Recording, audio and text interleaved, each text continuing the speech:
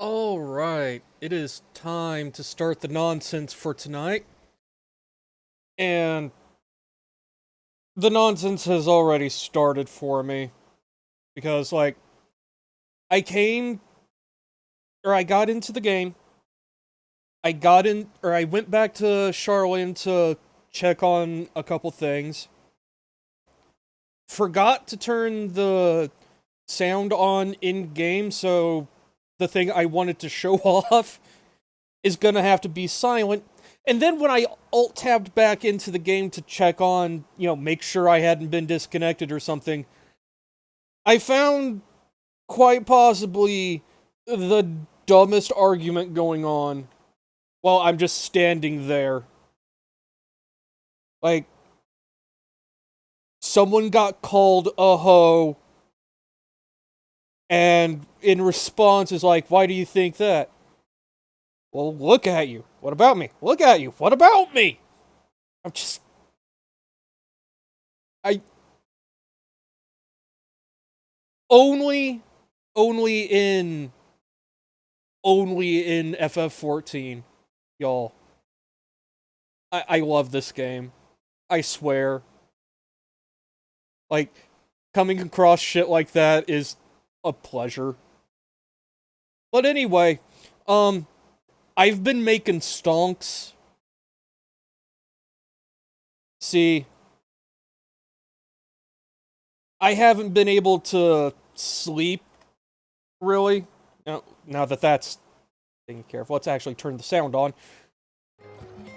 Like, my sleep schedule has been absolute shit. So I've been logging on while everybody else is asleep and just doing some mining just to pass the time. And I've been selling I've been selling rocks and making a shitload of money.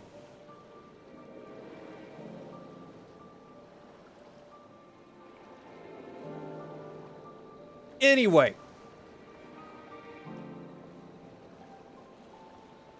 let's first remember to summon our carbuncle, so I have access to my entire kit. And then, wait, quest marker's up there, right, derp, okay. Testing out the Blessing of Light with science. I'm honestly afraid of what that entails. There's money in rocks? There is! Like, I've been selling stacks of 50 of the ore that you can mine up here for 350 gil per piece of ore. But like a minimum of 50 per purchase. So I've been making pretty good money. Like that 100,000 gil I picked up just now, I put that ore on the auction house last night.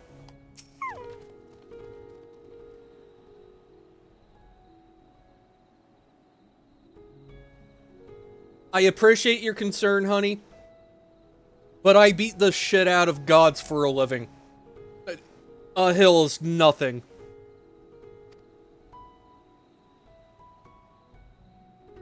The Drunken Deepa. I approve of that name. Holy shit. Lantern presented to the gods as an offering. Okay. Taking inspiration from the tradition, we created this device to test the talisman's efficacy. Move a certain distance before emitting a powerful blast of ether. Okay. Corruption, those lacking sufficient protection will experience severe ether sickness. So I get to be the one to test that out. So, fun. You'll be exposed 4 times. Okay.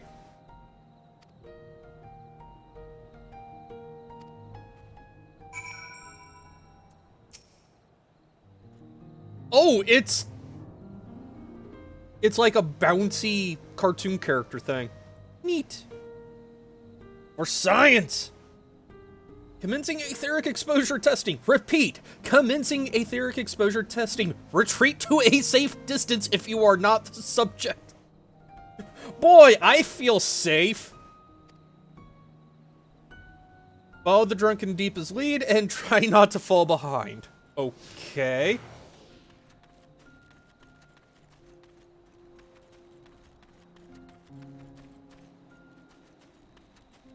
I kind of hope this thing ends up being a fucking minion.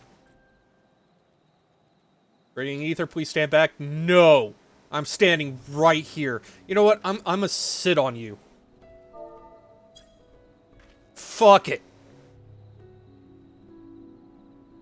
For science!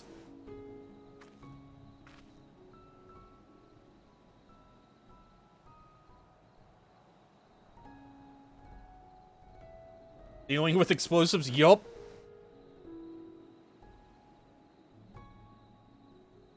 Okay, fine, I'll move away. Jeez.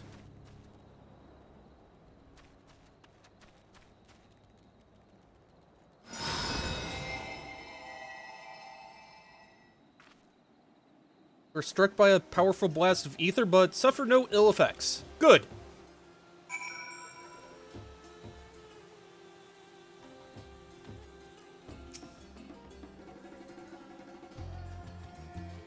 Subject has no irresistible urge to empty their stomach. Confirmed. Resuming test.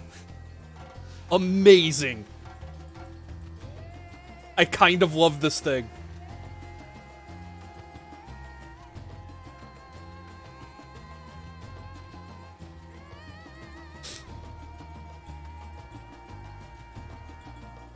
Okay, fine. Moving away.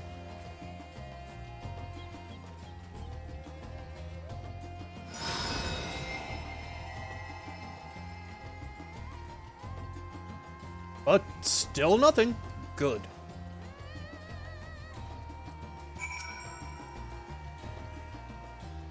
Subject stomach and bowel integrity holding? Confirmed. Thank you for confirming the status of my bowels.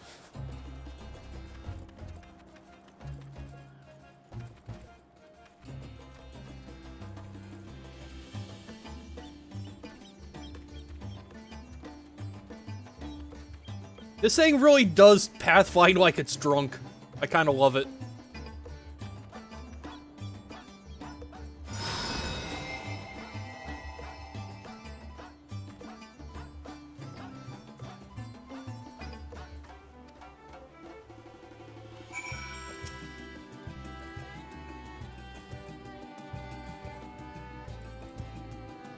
Please follow and brace for final discharge.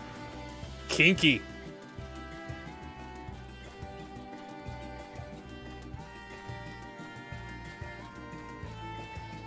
Thanks for not letting me shit myself, I guess.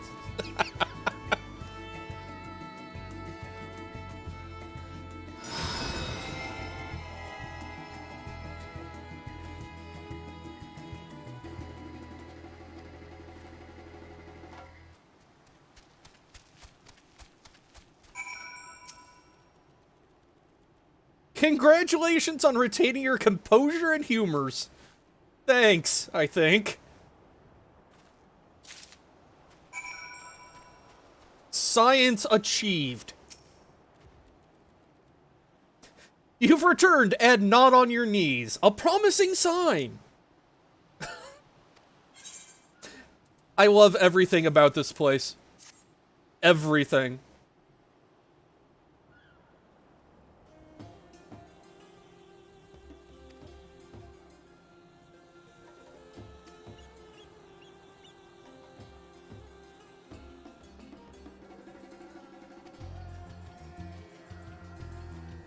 Now do it again with your whole party.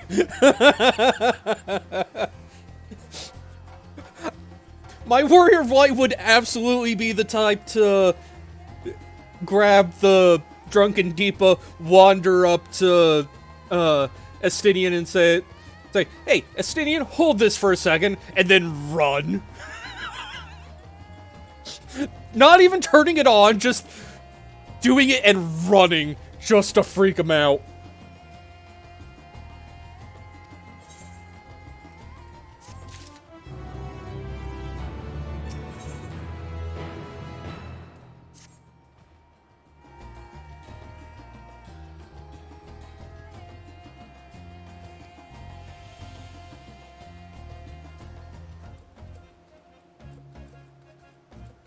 Wait, I get to go pick weed?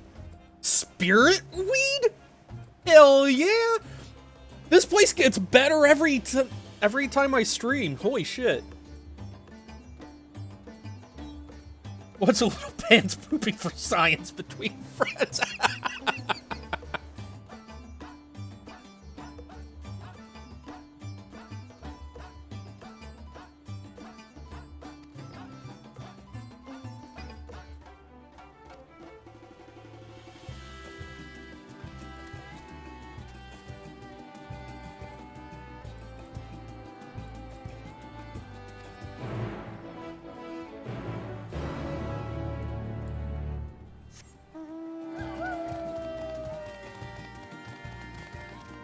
Man, I miss being able to fly. I bet this place would look amazing from the sky.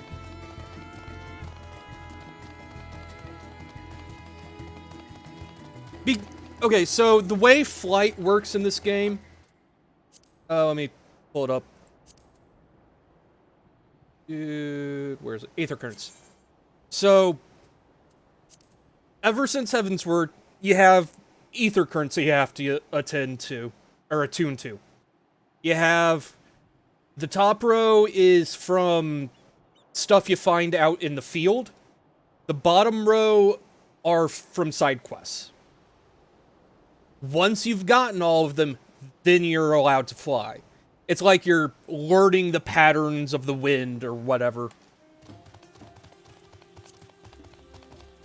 And, like, this is my progress here. So they've actually... It looks like... Okay, so maybe I had it backwards. Maybe top row is side quest and bottom row is field. Because, like, I've still got a ways to go.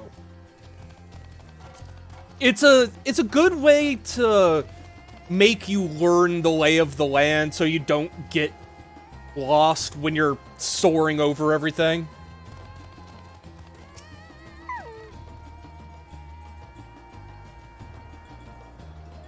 Followed. Okay.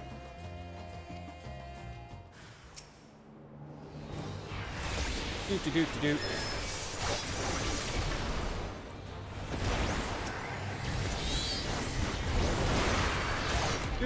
Do.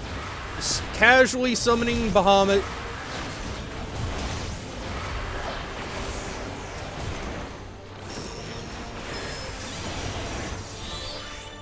There we go.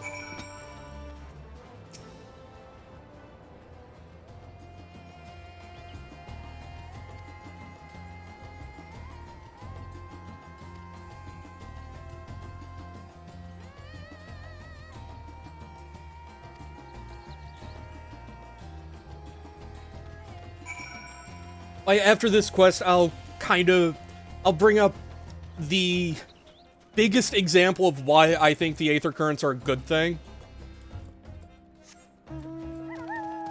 Just, it's a real quick illustration, but...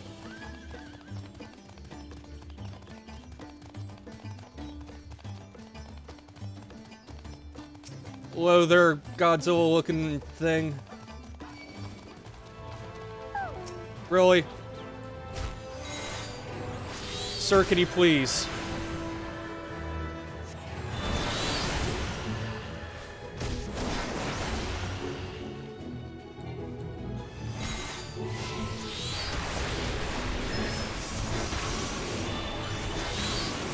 There we go.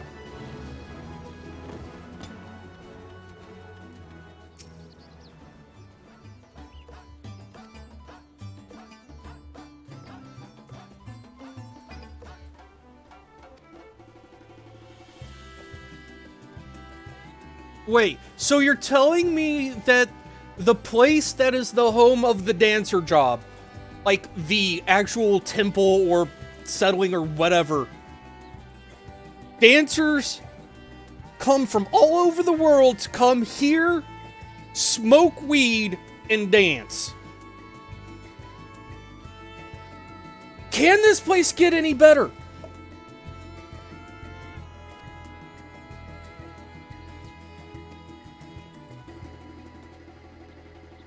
Like, seriously, everything I learn about Thavnair, the more I kind of want to move here.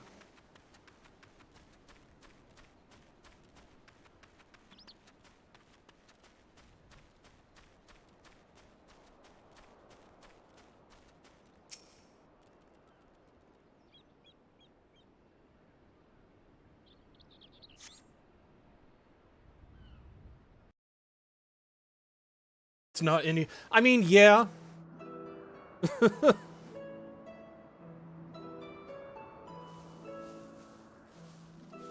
Definitely.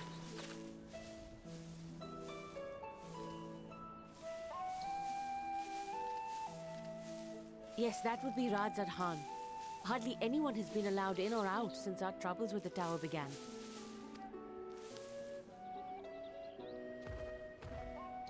The faithful citizens huddle inside the city walls, and commerce has all but ground to a standstill. I pity the satrap, the trials he must be facing.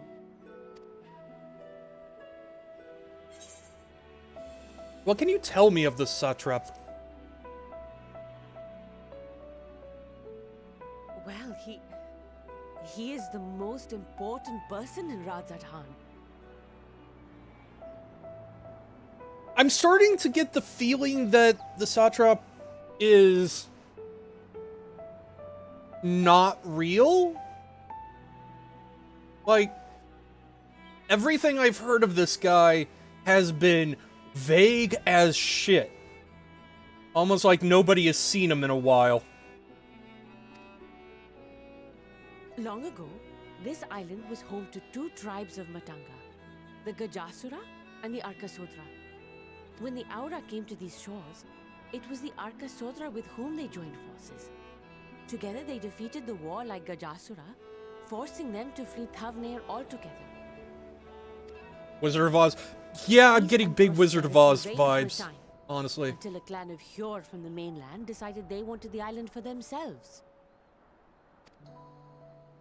It was a direct ancestor of the present satrap who arbitrated that conflict and welded the warring factions into the nation we know today. And ever since, a member of that esteemed lineage has inherited this somewhat unique position. You see, by and large, the state is run by the people. But when problems arise, it is the satrap who mediates a solution. So he's a leader only... Like, he's a head of state only in times of crisis. Pair that with the knowledge of the whole, you know, the satrap can call on a dragon advisor to help him in times of crisis. I'm starting to think that the satrap never existed. And it's just been the dragon mediating conflicts and whatnot. And just like, and then just kind of poofing into the background, not wanting to, you know, meddle too much in people's affairs. The stability provided by the satrap is what has allowed Radzad Khan to thrive all these years. And it was the satrap himself who entrusted us with this duty. We will not fail him, nor our countrymen.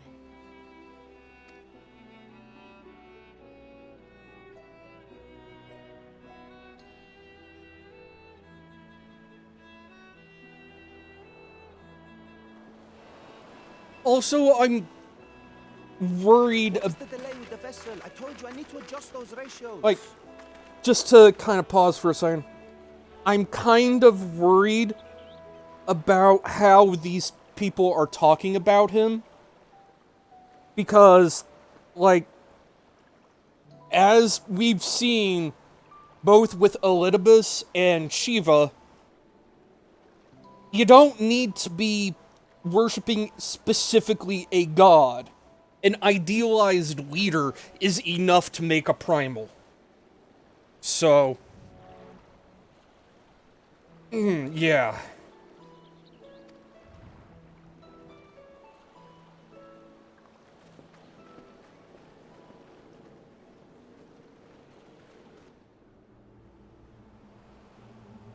Danny, go home, you're drunk. I come all this way to admire one of my splendid towers, and what do I find? Fools attempting to ward off its tempering influence with magic trinkets. I seem to recall a similar experiment in ages past. What was that man's name? Oh something? Owe? Another body, another time. Who could be expected to remember every trivial detail? Allowing them to construct such handy talismans would be counterproductive to my plans. And yet, I find myself deathly curious. How will they manage this feat with the limited knowledge and resources at their disposal? Complications be damned, for we cannot escape the nature of our souls. And I, as ever, am my own worst enemy. Excuse you, I'm right here.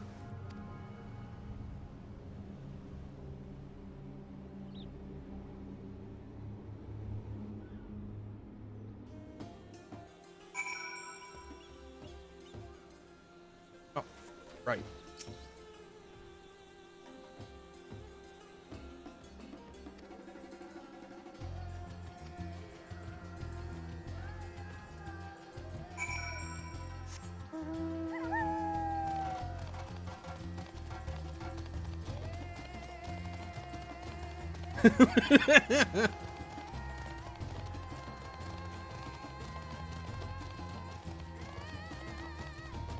Okay, actually, before I head back there, I'll do this little demonstration, or not demonstration, just illustration. I swear my brain will start working in a second.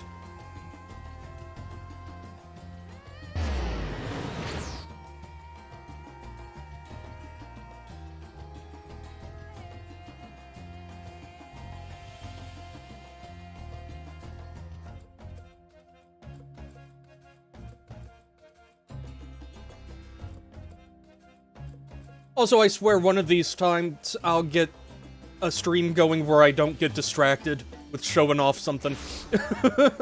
But today is not that day.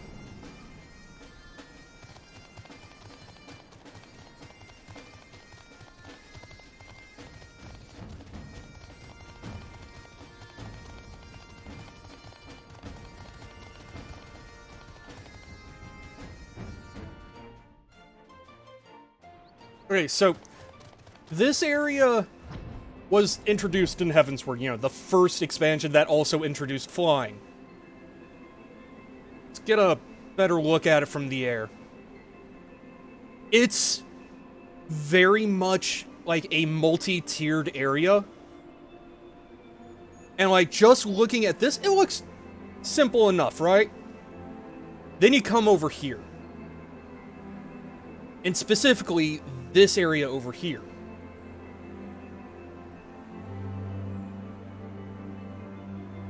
Let's see. Like, Matoya's Cave on the map is right around that triple triad match. If the game just let you flew from the start, most people would, you know, just assume, oh hey, it's up here somewhere, right? But because the game makes you, you know, go around collecting ether currents and various landmarks, you'll know Matoya's cave is under here. Like,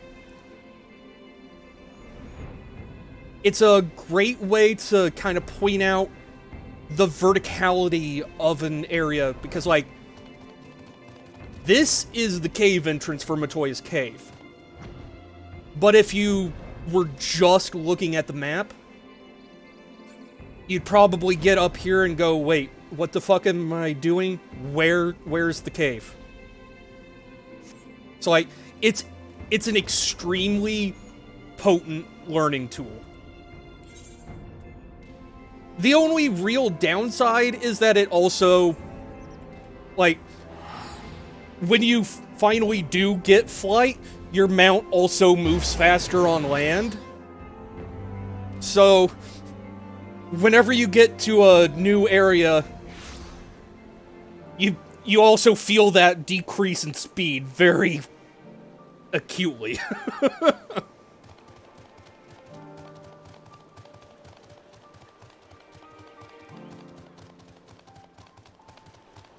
Yeah, and, like, that's just one of the really good ways that, you know, the Aether Currents teaches you the layout, or the lay of the land.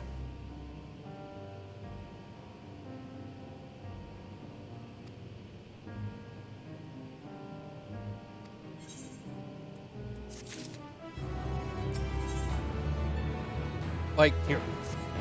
This is actually something I can just show off with the map itself. Vanya, like, turning mist. Where's the Sea of Clouds? Okay, maybe it's under something else. Ablanthia Spine. Yeah. Okay. So this is the Sea of Clouds map, right? Looks fine enough to, you know, from a 2D perspective. But say you're right here and looking for something here. If you just try to go along the land here, this area where it looks like it connects does not connect. Because, like, this is half a mile above this. Like, these are all floating land masses at various heights. And a 2D map just simply cannot convey that. But just being forced to get a feel for the area beforehand conditions you to look up and down and when looking for effectively, yeah. Though Zeal is more the churning mist. You know what? Fuck it.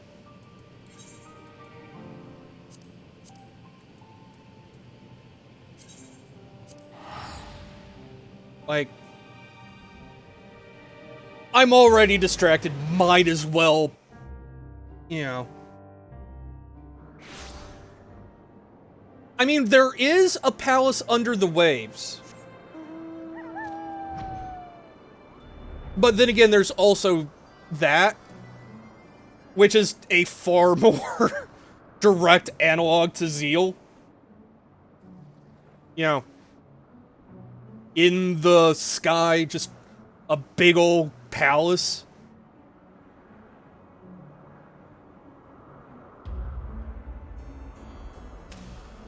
Yeah, just...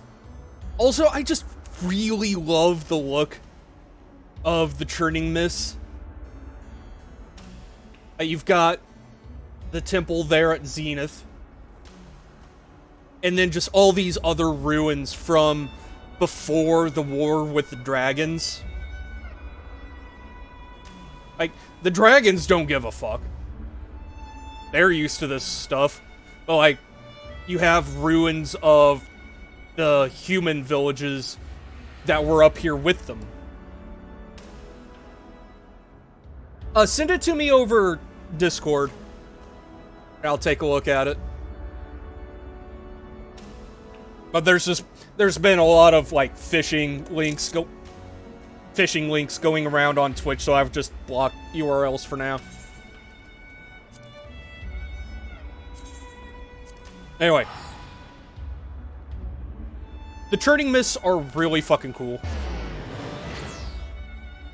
Aimed it. Alright.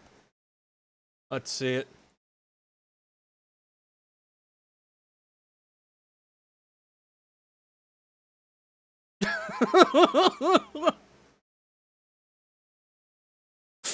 Okay, that's pretty great. Okay.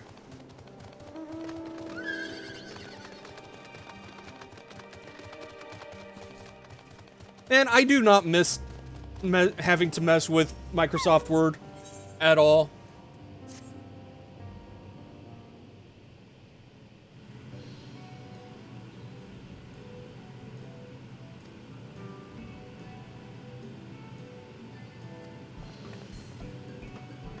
I still think this kid is the dragon.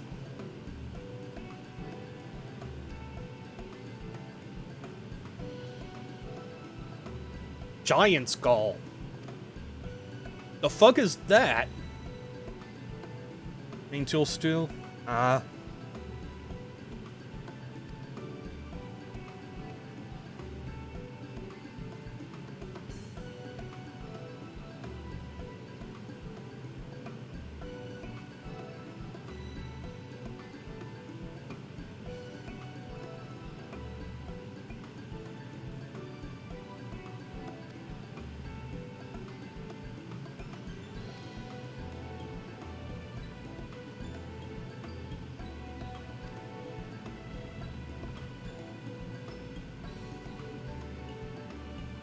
Yeah, I'll do it. Oh, it's a type of ore. Yeah, I'm a good miner. I'll do it.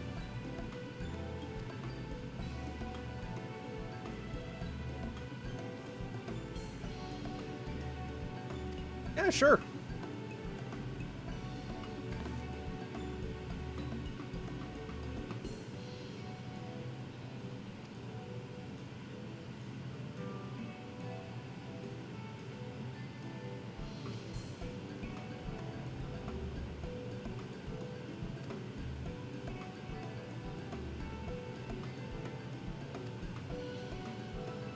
Hamsa.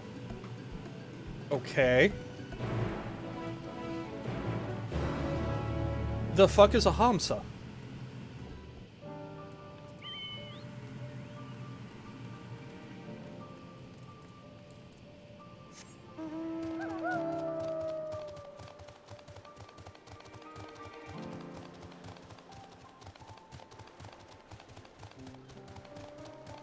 Also, quest. This is probably an Ether Current quest, so grab it while I'm in the area. Yep, okay.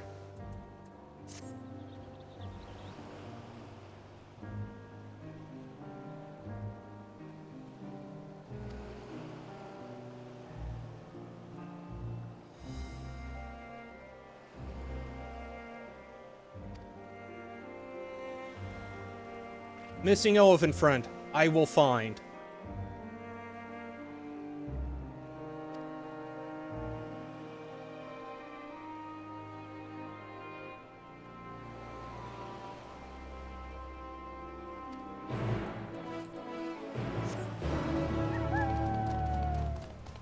You can always tell somebody who just jumped off a cliff like that.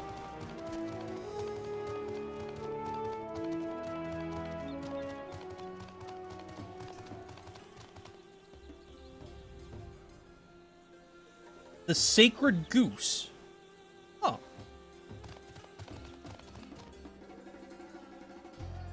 It's writing, ah.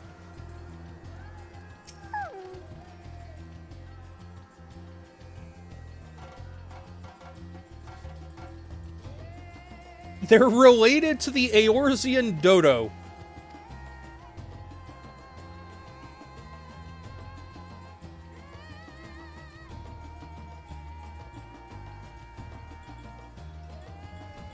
Unsure if it causes problems on purpose.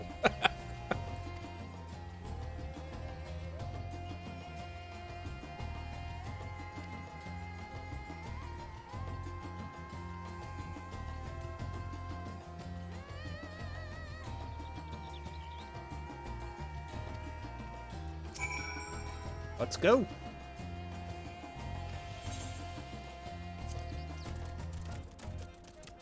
Oh my god!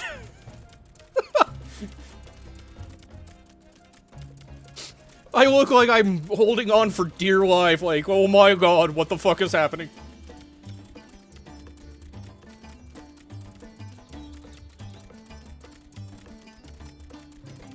That's a fat turkey.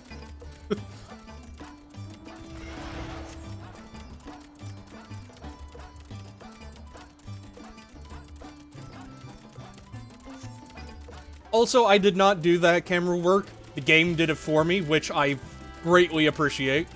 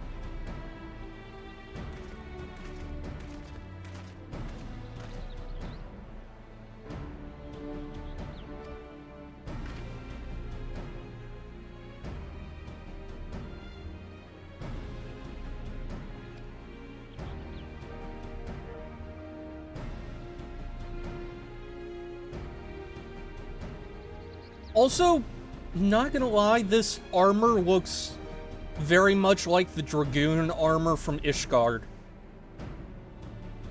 Huh.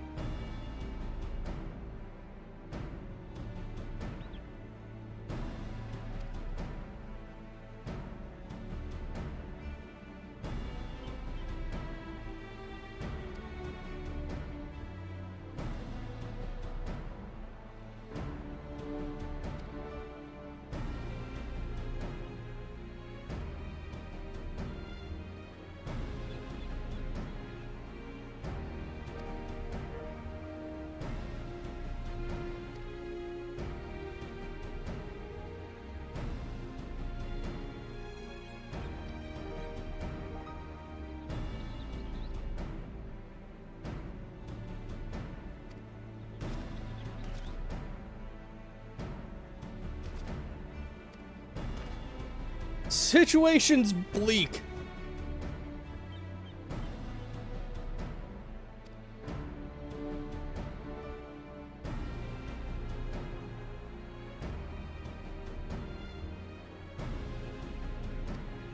Yeah, don't worry though, I'm an expert Godslayer.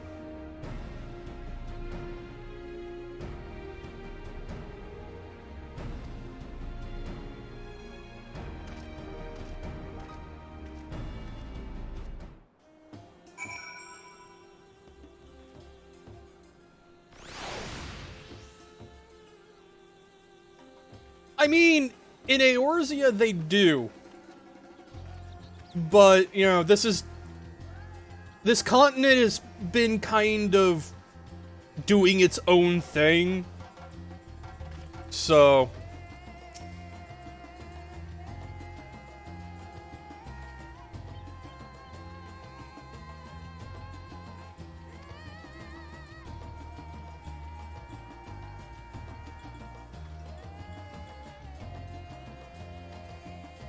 there's not a whole lot to understand. Yeah, that's a good response there, bud. Yeah.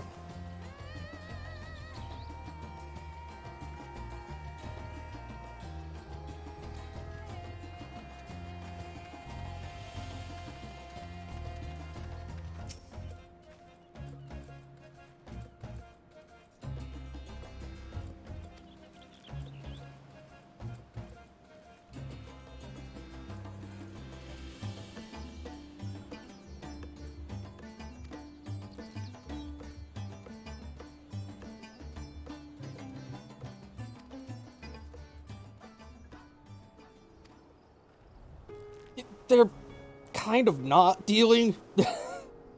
So,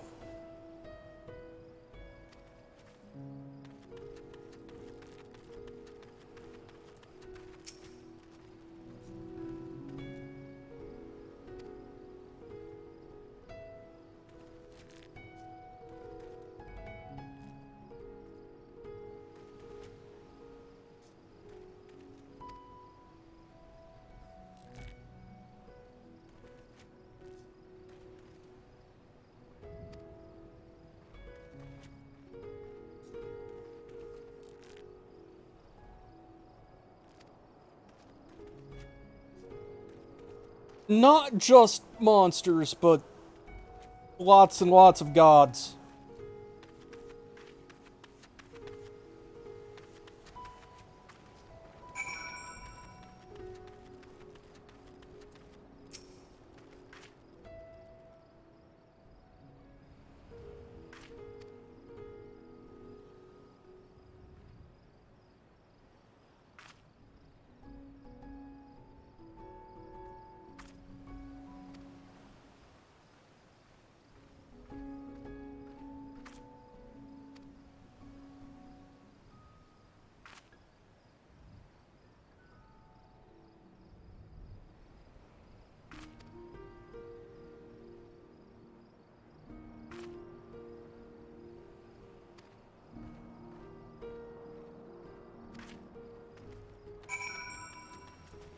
Alright, turkey.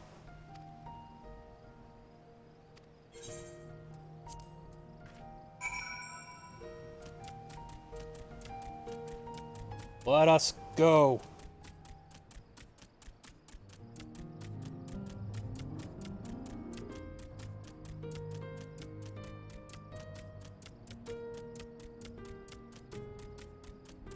You know, it occurs to me that because this is a mount, there's definitely going to be, like, a version of this thing that people can ride and fly on. And I have to know how they animate the wings flapping. This has just become like a fucking hummingbird. Because that would be funny.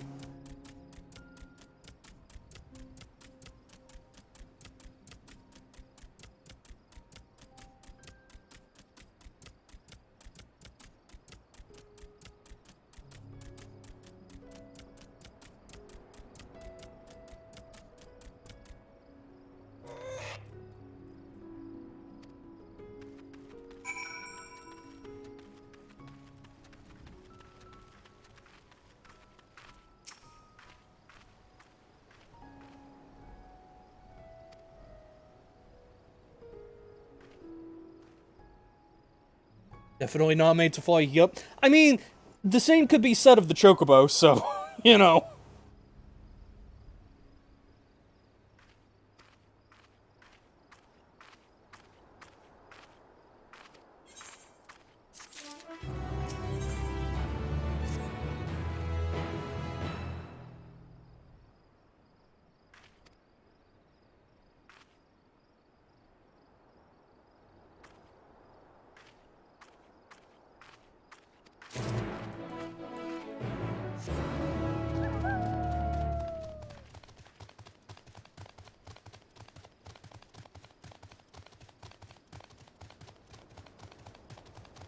Wings of an emu? Yeah. Also, that... is this the way down into there? Because if so, I might just get distracted and go either current hunting. Does not look like it, though. Yeah, it's not gonna let me jump off. Boo. Thought maybe I could get down there early. Silly me.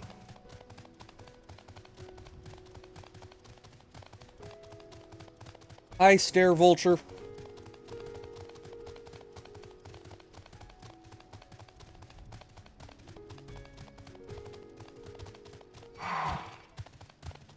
Go away, Stare Vulture. That's a big armadillo.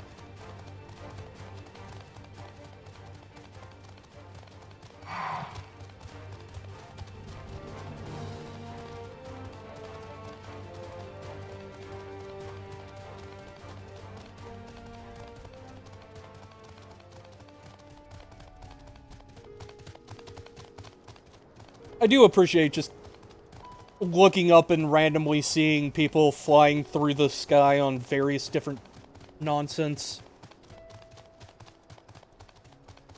Like, the variety of the mounts in this game is so good.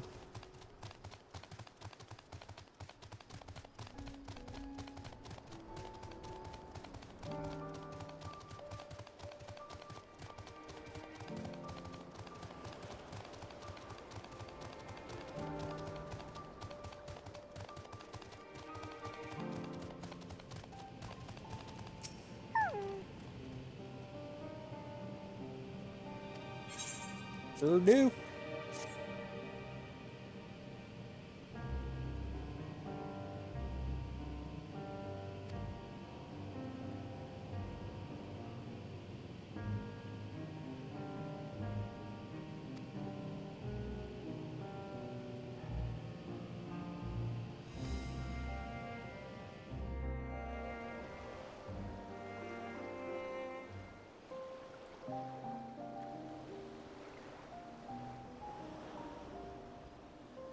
Yeah, telling me to rest is kind of counterproductive, it feels. Because I'll find something to get into.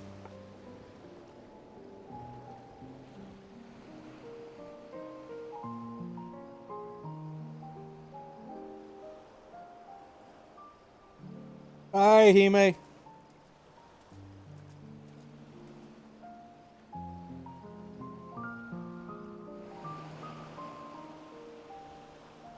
I see our taskmasters have allowed you a moment's respite as well.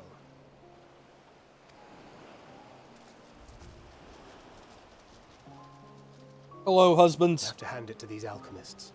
They are determined to see this endeavor of theirs succeed. I've never been one for blind optimism, but I sincerely get the sense they're close to a breakthrough. They had better be, or all this effort was for naught. Look, glasses are just sexy. The peoples of Eorzea, of the Far East, of Thavner, children of this star united in common cause against a dire threat. Yet ere they succumbed to suicidal madness, were not the Telophoroi born of her body as were we?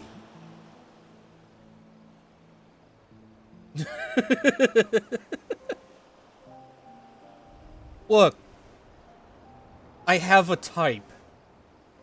Redheads, glasses, the librarian look. Muriel kinda just checked all my boxes. Like, all of them. They who cling to life and the promise of the morrow's dawn, against they who desire death and an ending of their own orchestration. Fine, best boy. Also, if I had an emote slot, I would absolutely make Ayane doing the glasses push thing an emote. Absolutely. The victors of this war alone will hold the right to answer the question of existence, of its meaning, and its worth. Poetic and ominous to a fault. That said, if it's an existential debate in nature, then our arguments might not be as persuasive as you'd think. Oh no, He-Man, I'm talking on Twitch.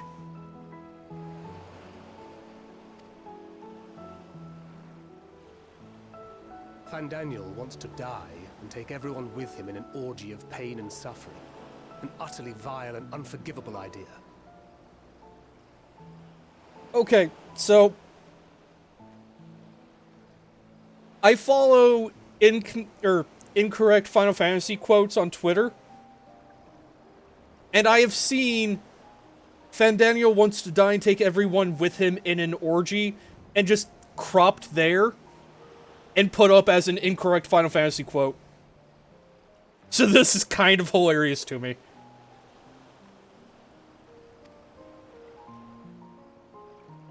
And yet, when spat upon by fate and wailing in the deepest pit of despair, who among us can say they have not entertained similar thoughts? There are nights black as pitch, bereft of hope, and no words of comfort can reach you. And it's all you can do to grit your teeth and choke back the bile. The more you see and suffer life's injustices, the more difficult they become to bear. Vengeance is nurtured in similar soil. Though your anger has a broader focus, the sentiment is much the same. A fervent desire to destroy others, to see them drown in torment, as you have. That about sums it up. The will to endure is not always as strong as the urge to burn it all down and salt the earth. Survival be damned. It's a struggle, often close and brutal. Indeed. Well, I, for one, shall pray survival proveth more appealing in the end. As will I. Besides, our chances are much improved when we've the company of others committed to the cause of life. Our vengeful dragoon here is proof of that. I mean, Nyx, Thancred watched as his girlfriend became an interdimensional prophet for a god, and then helped raise the girl who kind of ate her soul. So, like, Thancred could alone keep every therapist in Eorzea in business. Like, he has seen some shit.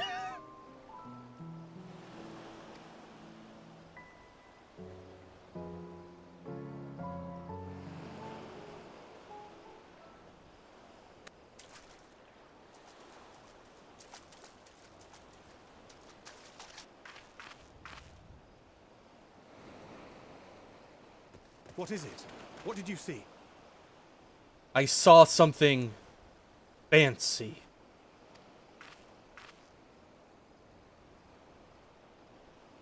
Fandaniel, are you sure? If he knows we've been working on a countermeasure. I do like to add, canon, that Ayane just calls him Fancy Dan just because of he's an idiot. It holds. The vessel holds. This is the one. At long last!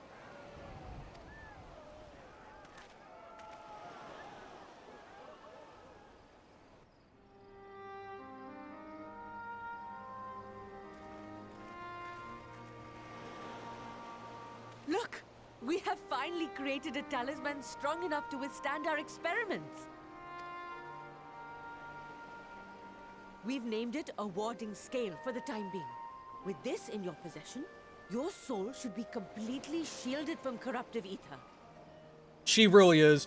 Also, I'm not gonna lie. That looks like one of the Fire Emblems. Like, I forget which one. I want to say Awakening's Fire Emblem. Like, one of the shields. And that's just straight up a Fire Emblem. And I love it. Afforded such protection, any one of us may approach the towers The without original, fear. right. Thou hast mine admiration. 'Tis an invention of historical significance. Shield that Marth and Crom wield. Right. That's why I was thinking Awakening. I thank you for your kind words. But I would prefer you keep them unsaid until we test the talisman's efficacy in the field. It is for the next stage of our plan that we summoned you in the first place.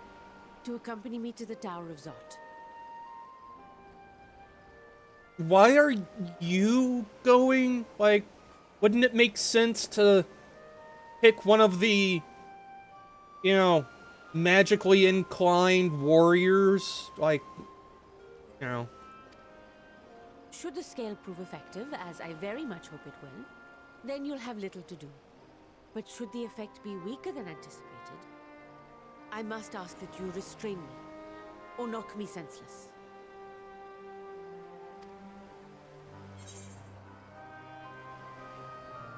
Let's hope it doesn't come to that. I do appreciate that she's stepping up to test it on Either way, herself, we are fortunate to have you with us. but, like, at the same time, honey, if I have to induce a concussion, who's going to strengthen the thing? Nidana, are you certain you wish to do this?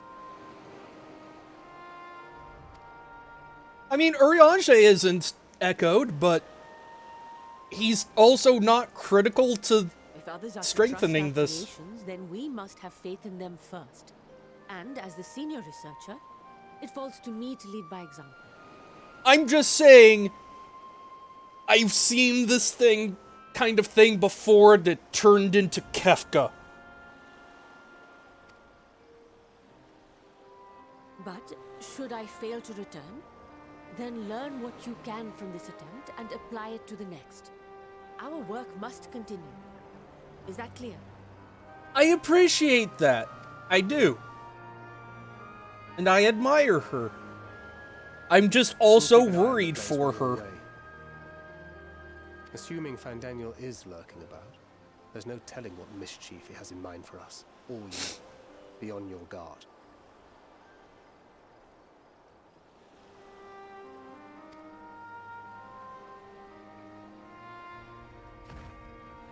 Shall we be on our way? I'll have one of the soldiers at the hatchery prepare us a boat, and we can set out from the northern shore. I'll see you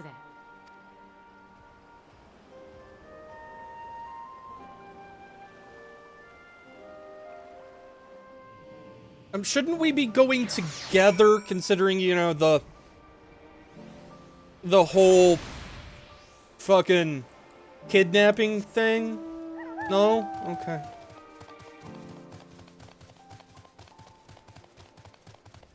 Oh yeah, like, I definitely approve of, like, having genuine accents and makes it feel really authentic. And just hiring, like, actual people of the ethnicity to do the voices is always a good thing.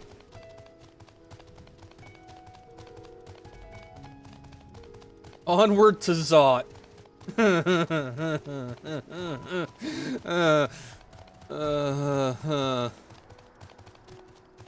I'm doing a concern.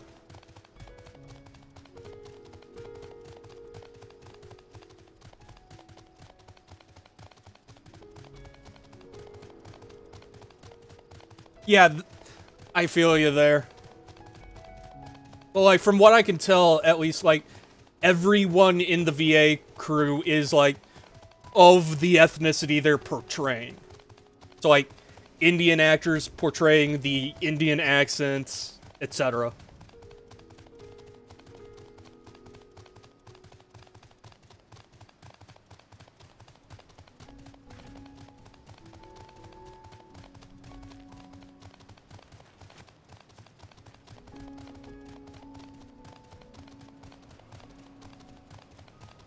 Yeah.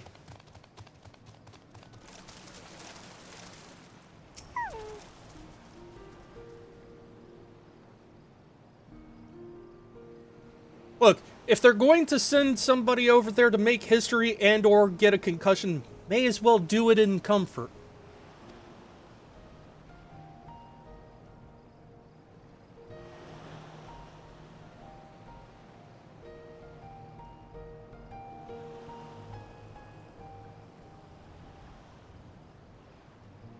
Giant H.R. Geiger penis and spite the entire world. Yup.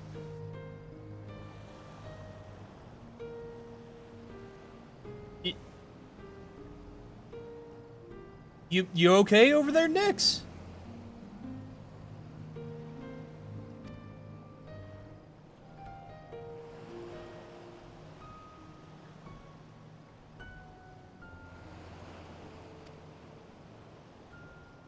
We're just kicking your ass. Ah. I don't suppose you can opt to try open office, can ya?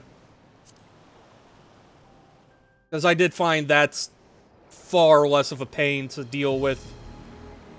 Also,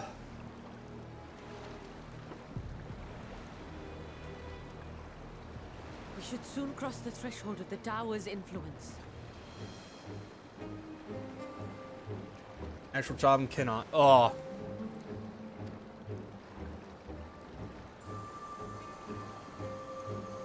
Any moment now.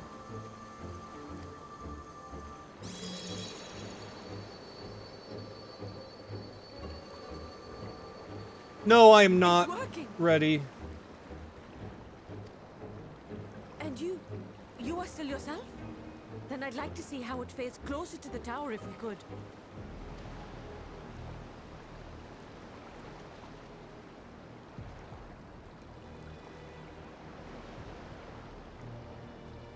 It's good that it's working, though.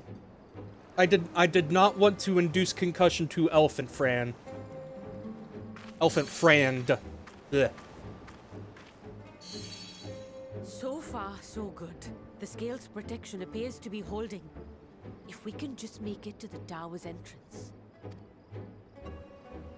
That's where I'm gonna have to step in, because you don't want to anger the monsters inside, hun.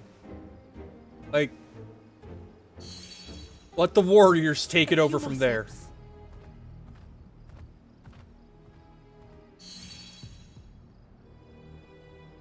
I'm doing a concern. Praise be to the sisters, we made it! And the scale has proven itself to be everything we hoped it would be. I don't like how far away I Now we am. can focus on production. Once we've equipped and returned with an entire survey team, this menace will soon give up its secrets. I'm just saying, I need to be closer in order to protect her. Yup! Called it!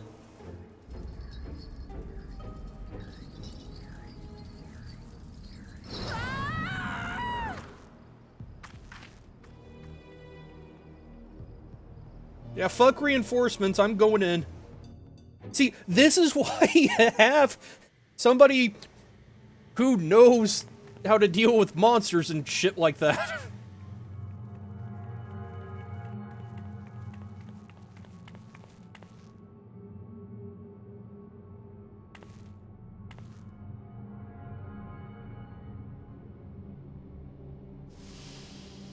This is a lot bigger on the inside than I anticipated.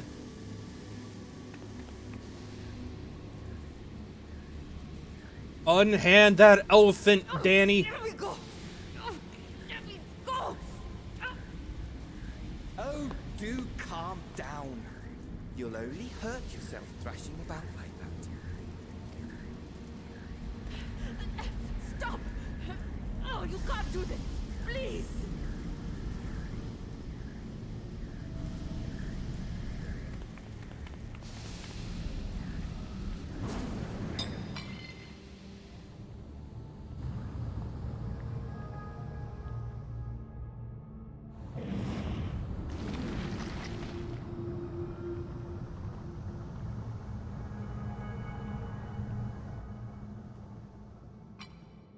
A little late for heroics, I'm afraid. Oh, just you wait, fucko. Just you wait. The similarities are striking. My! Such hostility! Never before has my artistry so displeased. Really? Alright. Okay. My patrons of old would have positively squealed in delight, though, between you and me, I find gushing praise exhausting. What are you talking about, Dan? What are you talking about?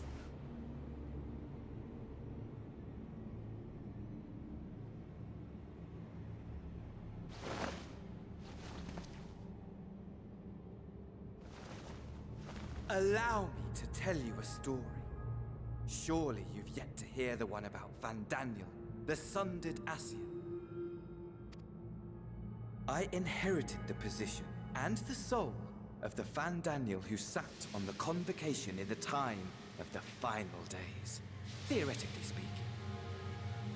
Okay. Practically speaking, that fact is of no consequence. I was born and lived as, well, me.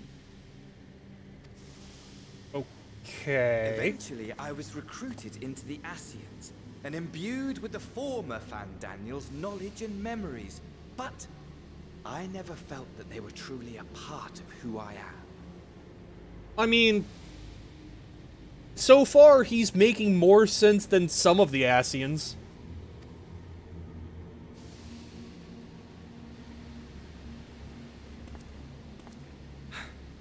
How to explain?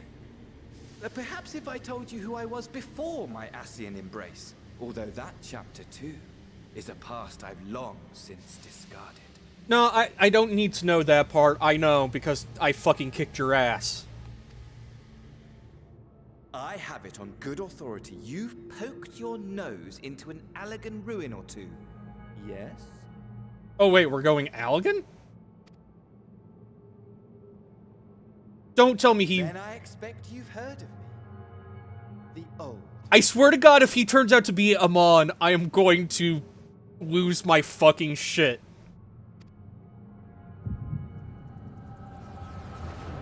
At your service. Motherfucker!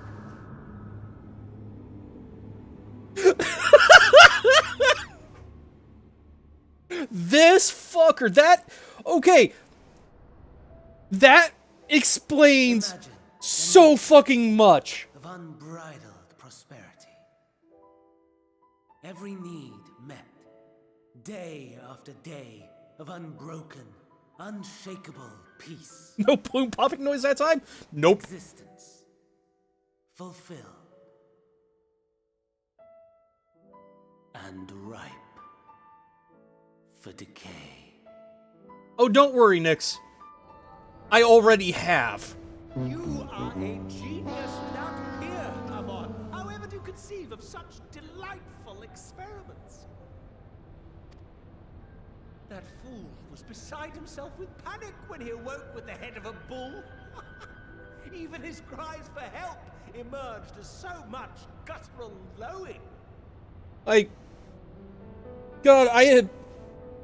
Knowing what I know about the fucked up things Amon did in Ancient Allag, like, randomly just swapping a dude's head with that of a bull to create the Minotaurs, or, I think, like, he also, like, turned a political ally, or enemy into, like, I want to say, a snake person, like just on a whim, that makes so much more fucking sense. The memory of it. My poor sides. My friends and I were so consumed by laughter we struggled to breathe. Send it to me on Discord, Hime.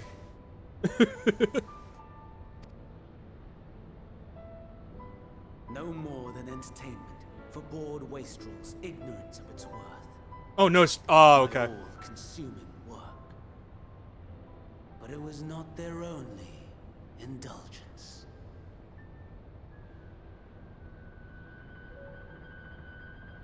For they were ever hungry for stimulation, slaves to the slightest hint that amusement was afoot. Our nation was ailing, but I would see the poison purged. I resurrected a legend, our first and greatest emperor. Who I also kicked his ass. And just as I had planned, he set our wayward empire back on the path of conquest. An inexhaustible ambition carried us onwards, always onwards. It's fucking weird to see He who Xande gave to us such not glory in his battle pose. was not to be satisfied. Heed me, Armon. The fact that Xande, of all characters, gets voiced this far after the Crystal Tower is nuts to me. No matter how vast one's empire, or full one's treasure vault, all is rendered meaningless by death. In the end, all is lost.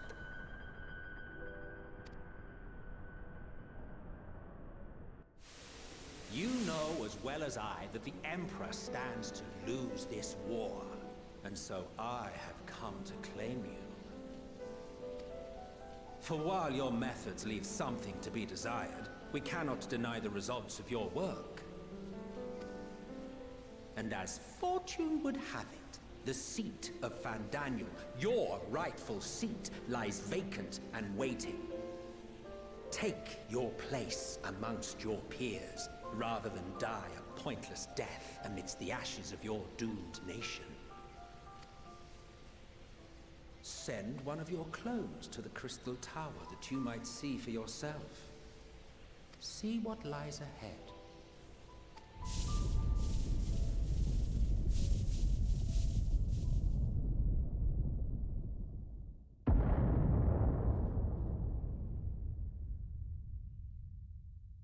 The fall of the Empire affirmed the truth. Majestic and tragic, as the Emperor foresaw. Scheme as you like, build as you will, nothing endures. What is life but a brief jaunt ending in emptiness?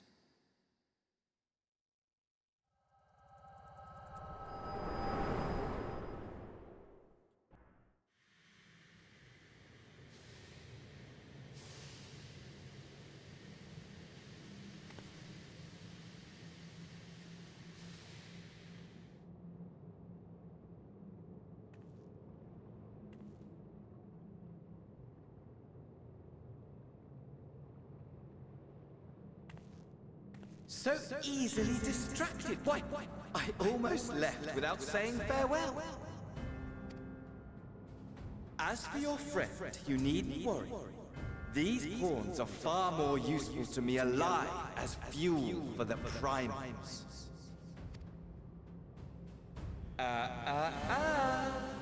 If you attempt to pull them free, they will die. So, enjoy tackling that conundrum with your comrades. We shall meet again! Not in one of these minor spires, oh no, but somewhere more suitably grandiose. Your favorite playmate is ever so eager to see.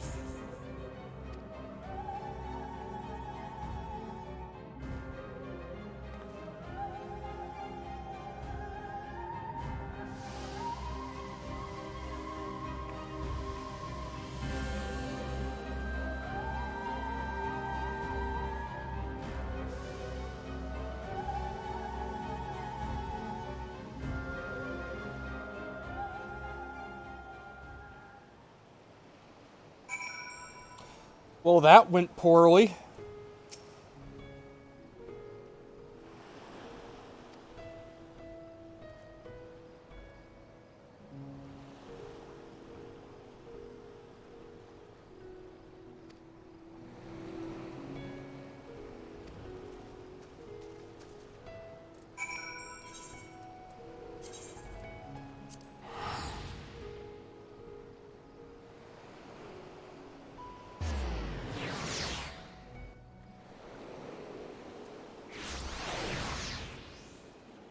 Still, though, the revelation that Fandaniel is Amon makes so much sense. I hate it, but I also love it.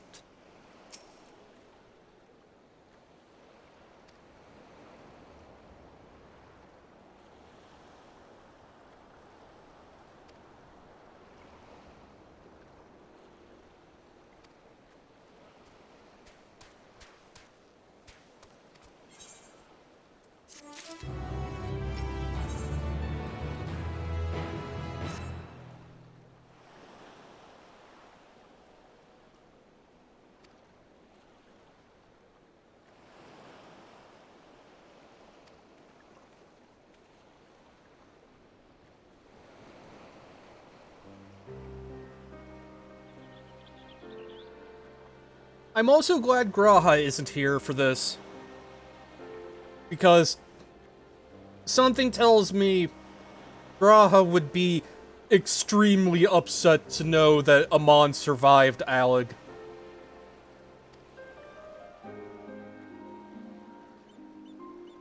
I didn't fetch the talisman because Fandaniel just kind of yeeted it into the abyss of the tower, and I had no elevator going down.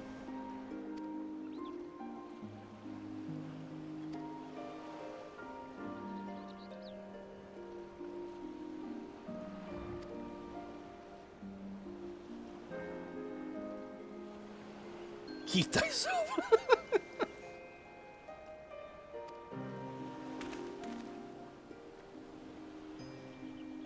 Like, these guys have the right idea. The scale works. We can make more.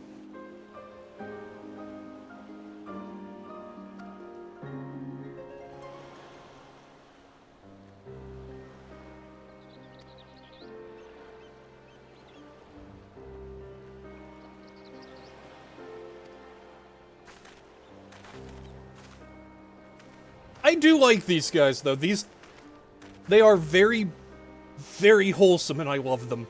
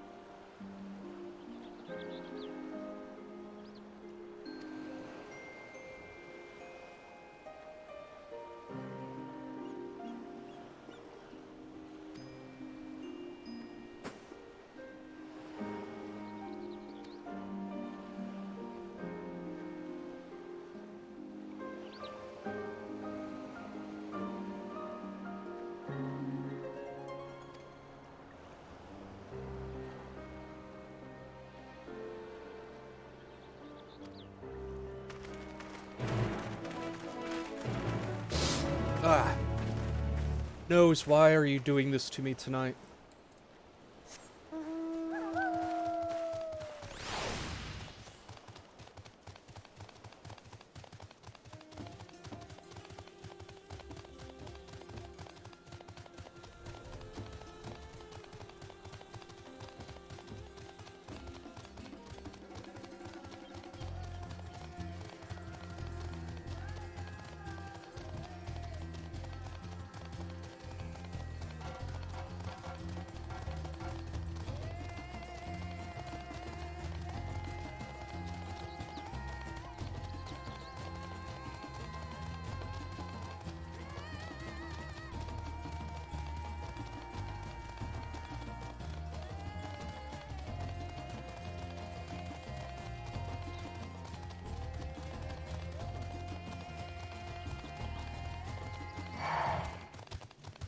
Go away, stare vulture.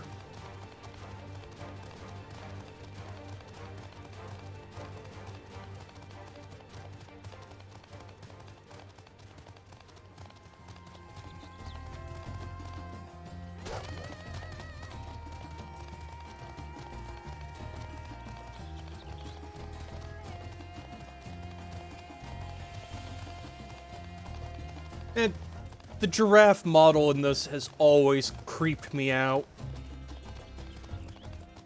I don't know why, though. I think it's maybe the way their backs are all fucked up.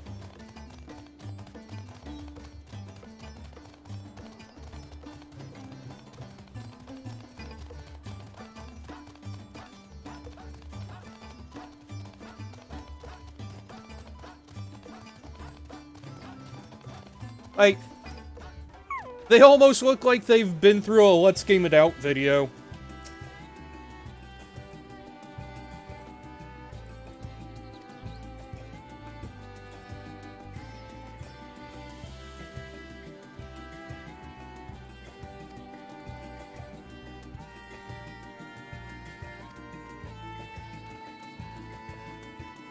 Yes, remain close to him at all times. Immediately wander off to the Aetheryte Plaza.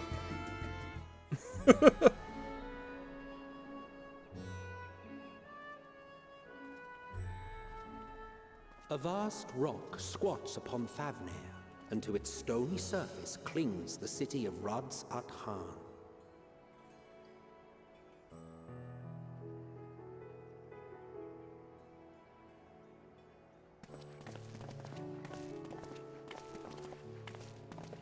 Ye who enter here are subject to the scrutiny of gods, the gate's most watchful eye. The orb which beholdeth the truth of all things. Oh god, they worship Quaishi.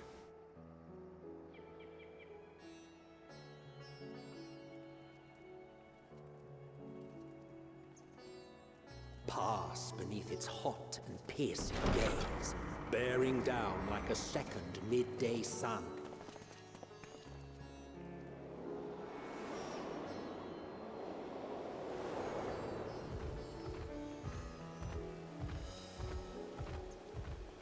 The fragrant haze, a mixture of sweet incense and acrid smoke. The cries of merchants mingled here with lively melodies accented by dancers' feet. Travelers seduced by vivid sound and colors were once swallowed up by patchwork streets.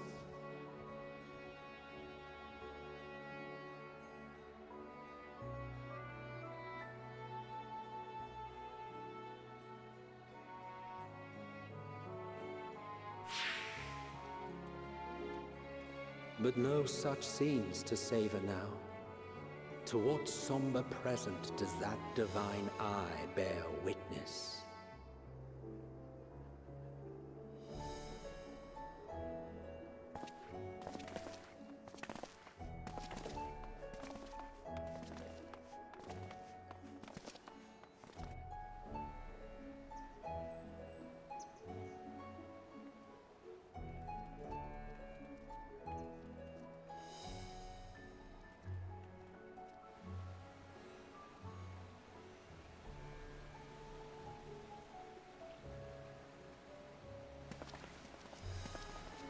Here we are, Megadota.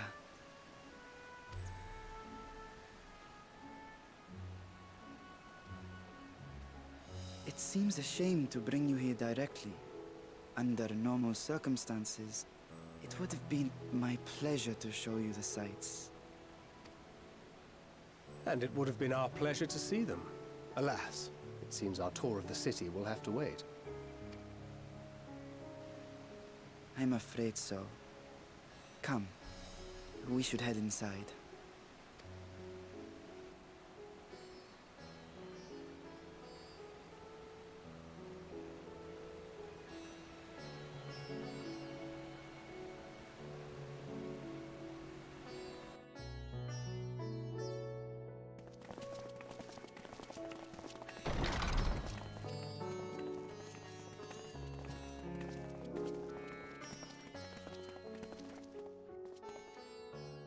Your Excellency, may I present our honored visitors? Oh hey, the satrap is actually real. Splendid. Most splendid. Wasn't expecting an aura though. Not that I'm Allow me to complaining. introduce myself. I am Ahawan, satrap of Radzatan. Our alchemists tell me your assistance was invaluable in the creation of the warding scale. Such deeds ought to be recognized in person. Thus did I have young Varshan convey you here forthwith. On behalf of my people, may I express to you our sincere gratitude. He does have a nice voice. When JP's SMT refers to Lucifer.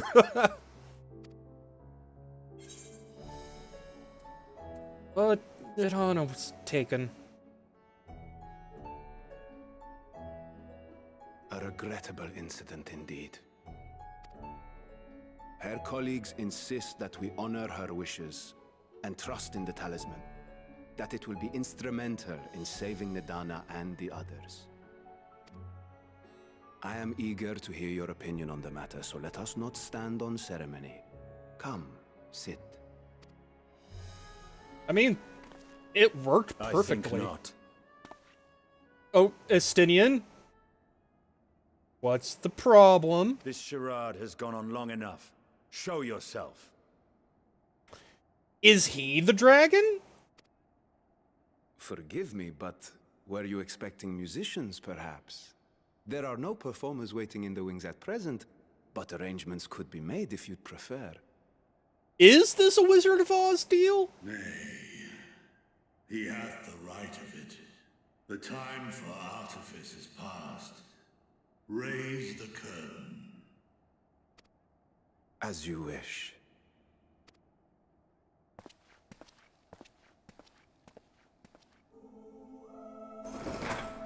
You travel as assistants to the students of Valdesian, but you are known to me.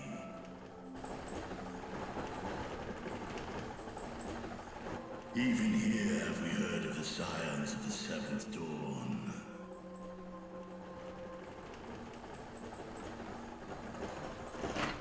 I am Vritra, and for years uncounted hath this isle served as mine abode. Vritra, of the first brood, sibling to Hraesvelga and Nidhogg. So,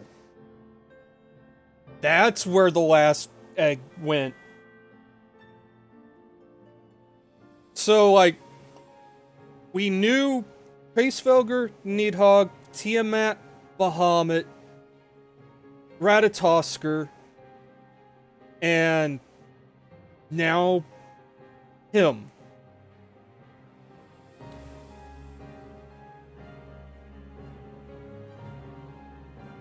I mean, you could say the same about Bahamut and Tiamat and Nidhogg and Hraesvelgar. Well, maybe not Hraesvelgar. But Nidhogg definitely. And a Cynthia lookalike in Fate.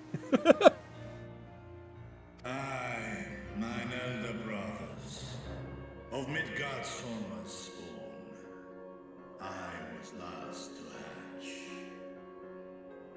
Here's a Ice Woman. Yup. Ice Woman Shiva because it sounded like Shiver. Well, isn't this a surprise? We were told Radzatan had an alliance with the dragon. Not that a great worm sat in the satrap's own hall.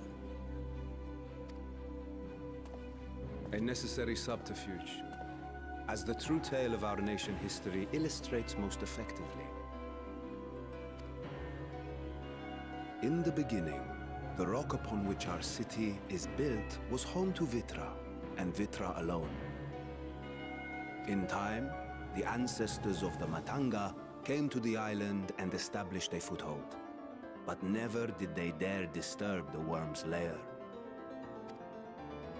Next to arrive were the Aura. Adopting the example of their Akasodra allies, they too treated Vitra with reverence and respect. And for many years, an understanding between our forefathers and the Great Worm endured. Until marauding heroes from the mainland came, threatening to shatter our peace and tranquility. When it seemed all would be drowned in blood, Vitra himself came forth and quelled the rising conflict. A peaceful accord was reached, and oaths sworn in Vitra's name. Thus began the dragon's governance of the fledgling state, which was to grow into Radz Athan. But if Ritra is still here, then your position as Satrap is just... a charade, yes. And one which my family has performed faithfully for generations. Many envy the great worms their power.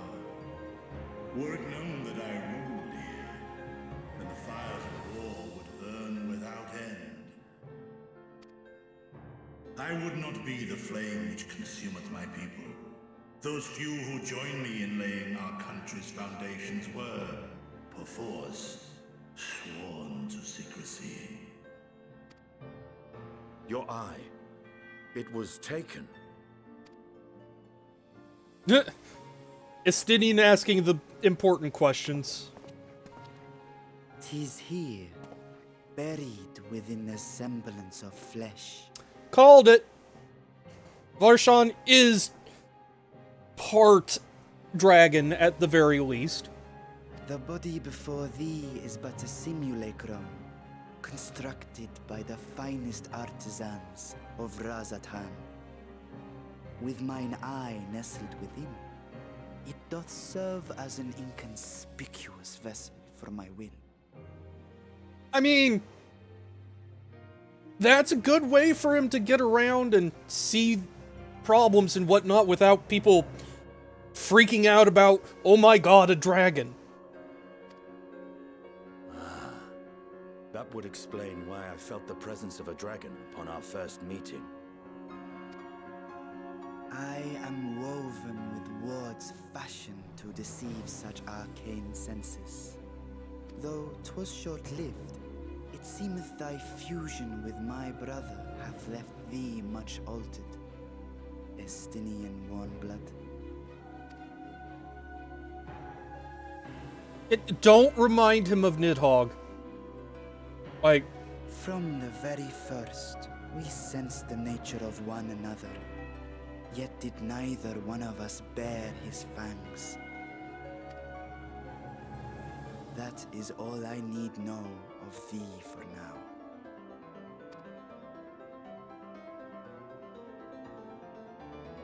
With my secret thus revealed, I have for you a proposal. Not as a worm of the first brood, but as the ruler of Radz Athan. With all haste must we take in hand the finished talismans and breach this foul spire. Thence, should it lay within our power, dispel its wicked influence. Yet even with the assurance of the warding scales, the narrow confines of the tower doth limit the size of our force. And thus denied strength in numbers, thou must choose thy soldiers with care. Just so. Yet though our radiant host is formidable, I see a surer path before me. Thou and thy comrades have contended with a multitude of primal beings. Most recently, thou didst cast down false gods in Pagalthan and Cartanau, I am told. 'Tis upon that strength I would call.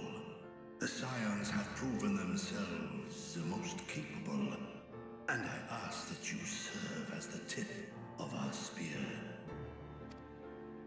Talismans would, of course, be provided for each of thy companions. And should you agree to this undertaking, more will be provided to make use of as you see fit. I mean, I was gonna go in there for free. But if you're offering to pay, yeah. There's no denying it's a dangerous proposition, but the rewards may far outweigh the risk. Just think of what we might accomplish if we could equip all our allies with warding scales. I worry, however, that even the four of us may be too few for what you have in mind. Might we regroup with our friends first to discuss the matter? 'Tis no trifling task that I have laid before you. Go. Steel your hearts and hone your plans. Such time as you require shall be spent in crafting your protective charms. It seems a quick trip back to Charlian is in order. Oh, good. I can check on my stonks again.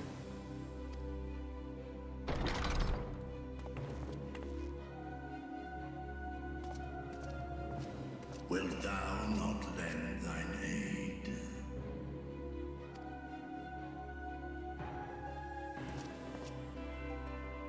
Whether your request be made as a great worm or the ruler of Radzathan, I see no reason to refuse, nor will I. I am in thy debt.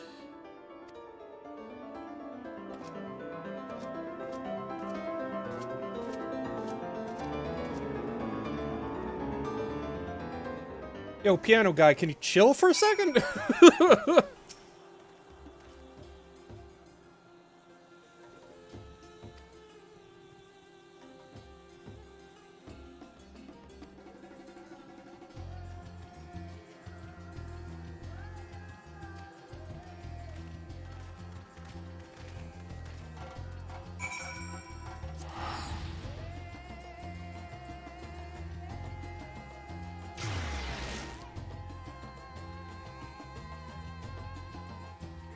Plot twist. Fandaniel is the piano guy.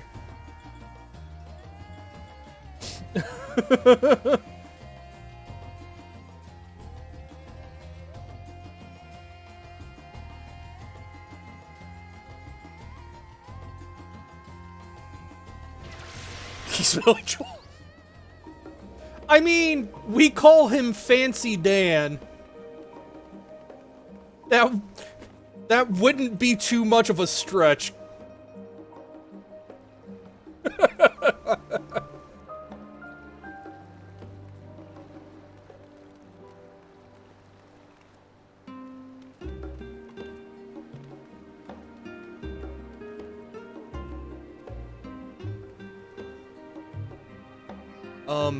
NPCs, please? Aha. You're not the person I'm... This is the... Okay, I'm in the wrong place. I'm dumb. Never mind. Don't mind me. Got 7 hours? Time to quit. I give you permission, Nyx.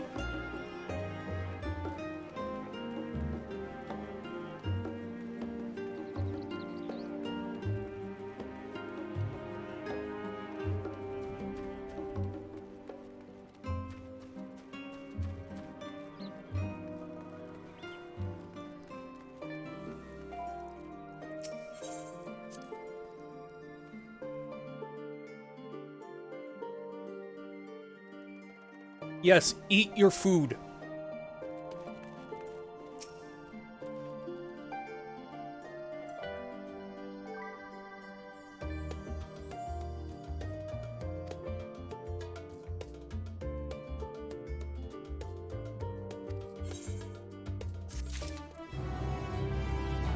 Okay.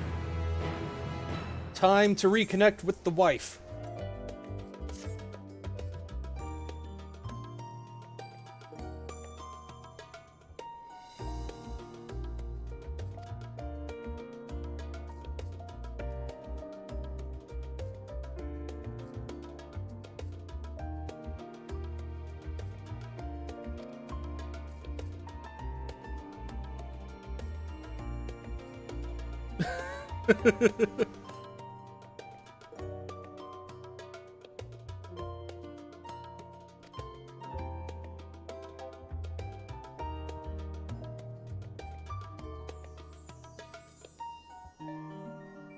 Oh boy! We get to read books!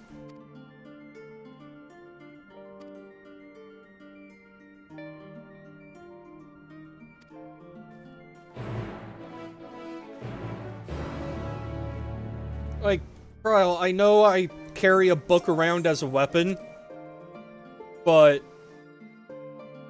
I don't read it. I draw pretty patterns in it.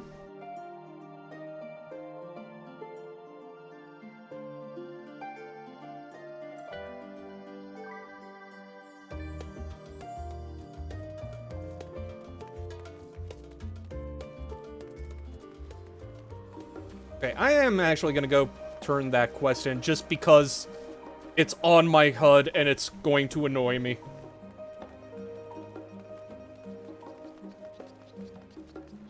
But reading is for nerds. Like, just zoom in here. Do you see any words in that? I mean, aside from that, and that, and those in the margin. I mean, look, bad example. But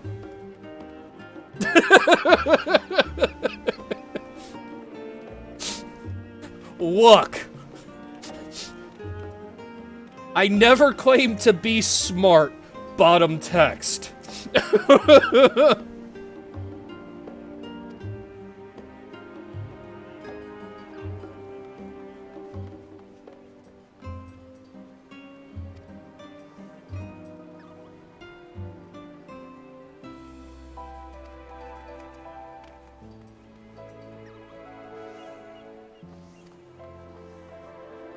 Definitely not. I mean, no.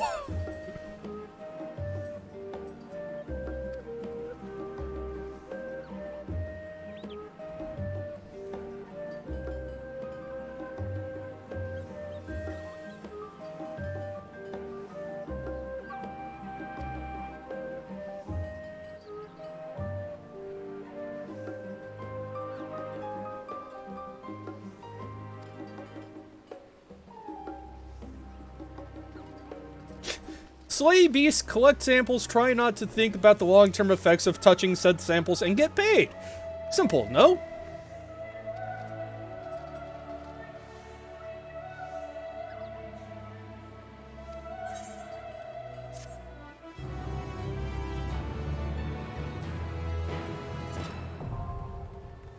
Yay, daily hunts.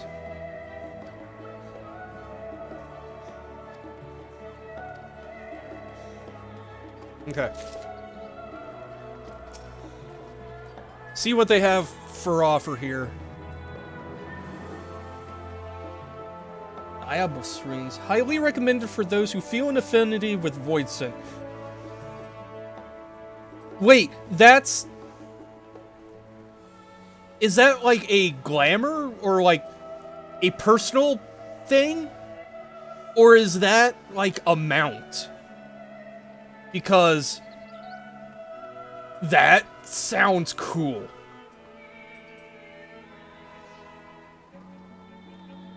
No, I'm killing spicy monsters. I can buy a cat.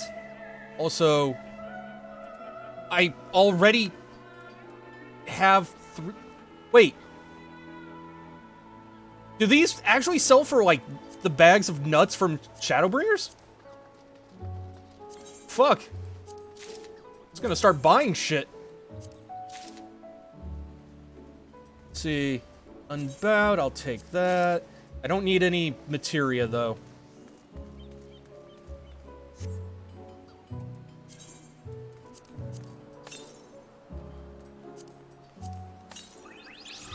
Okay, moment of truth. What do these do?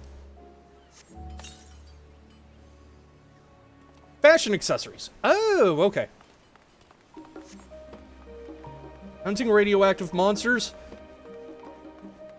Yes.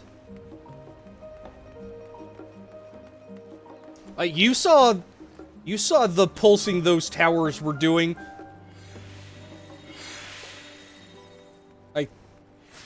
If radioactive monsters were anywhere, they were going to be there. So, you know. Wonder what goes on there.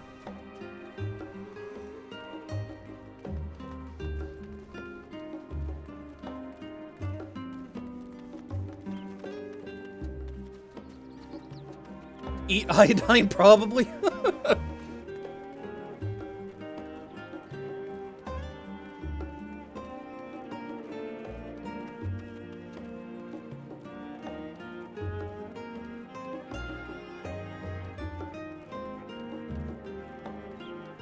Aha! An aetherite. I must attune.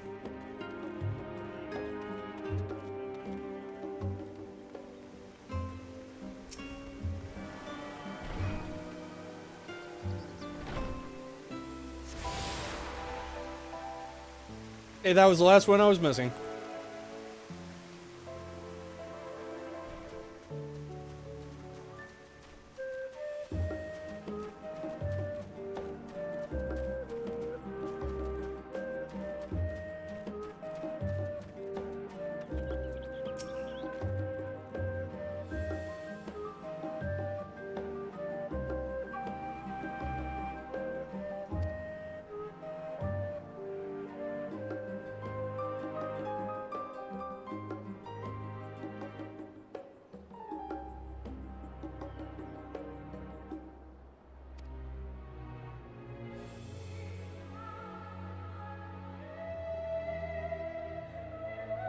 Huh.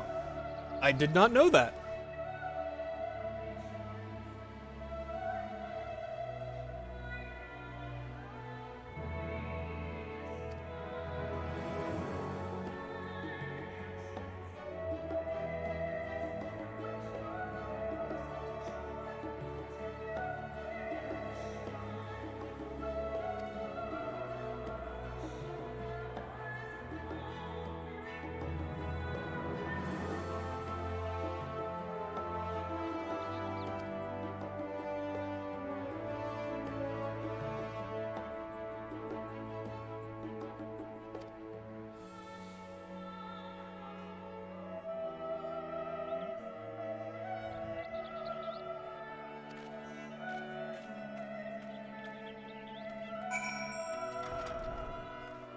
Okay.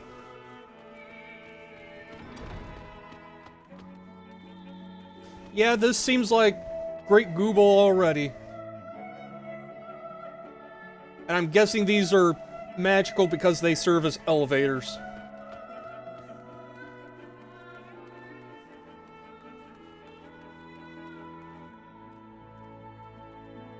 The tablet form, yeah.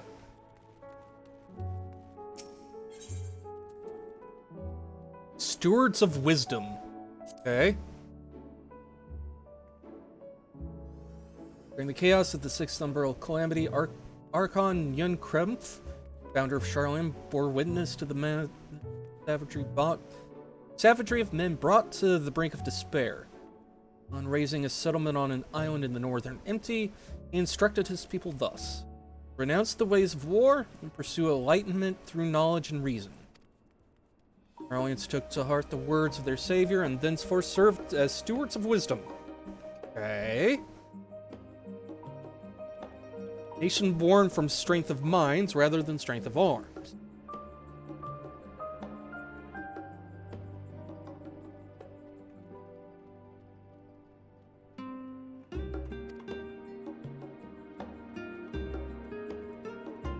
Wealth of expertise could be bartered for wealth in coin.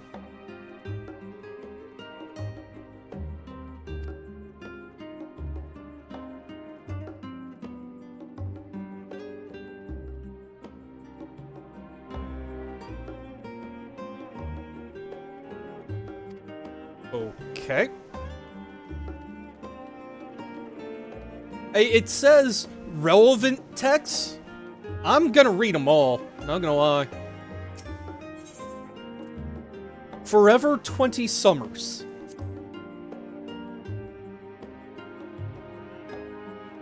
Beloved seekers of knowledge, have you ever put learning before your health and neglected to feed and rest your body as you should? Pointed looks at at Nyx.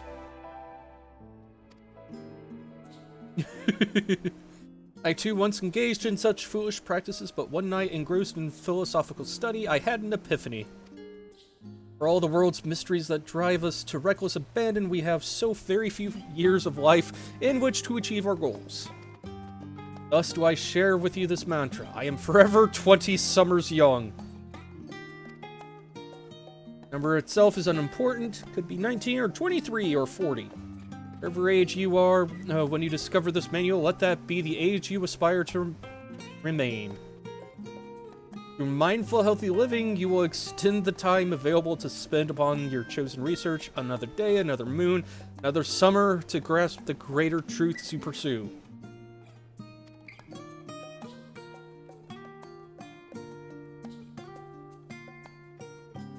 And then it devolves into New Age handbook. Okay.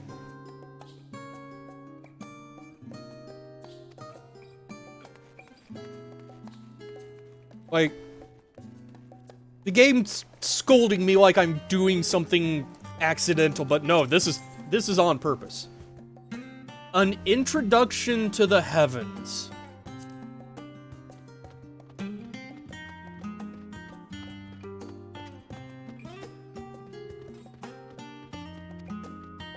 I swear to God, if this turns into astrology and lore, I'm closing it and putting it back.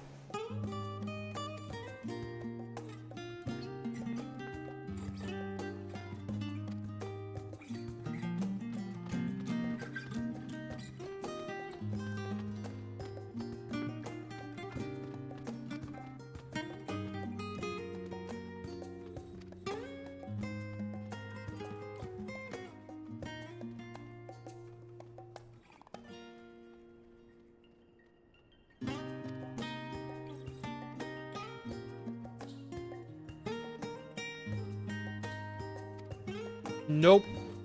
Yeah, put that one back. Excuse me.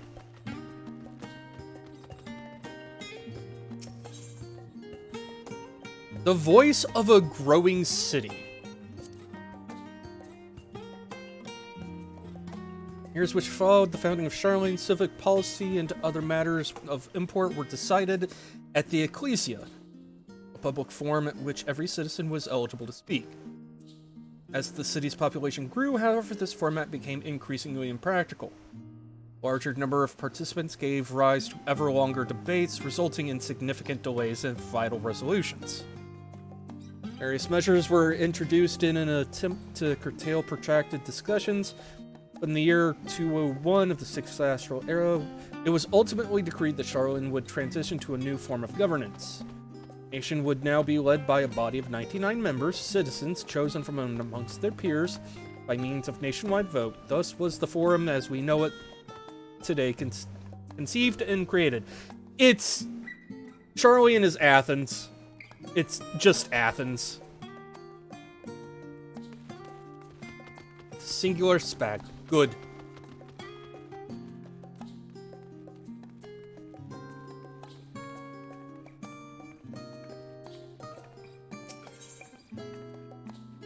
Roads of old, the colony.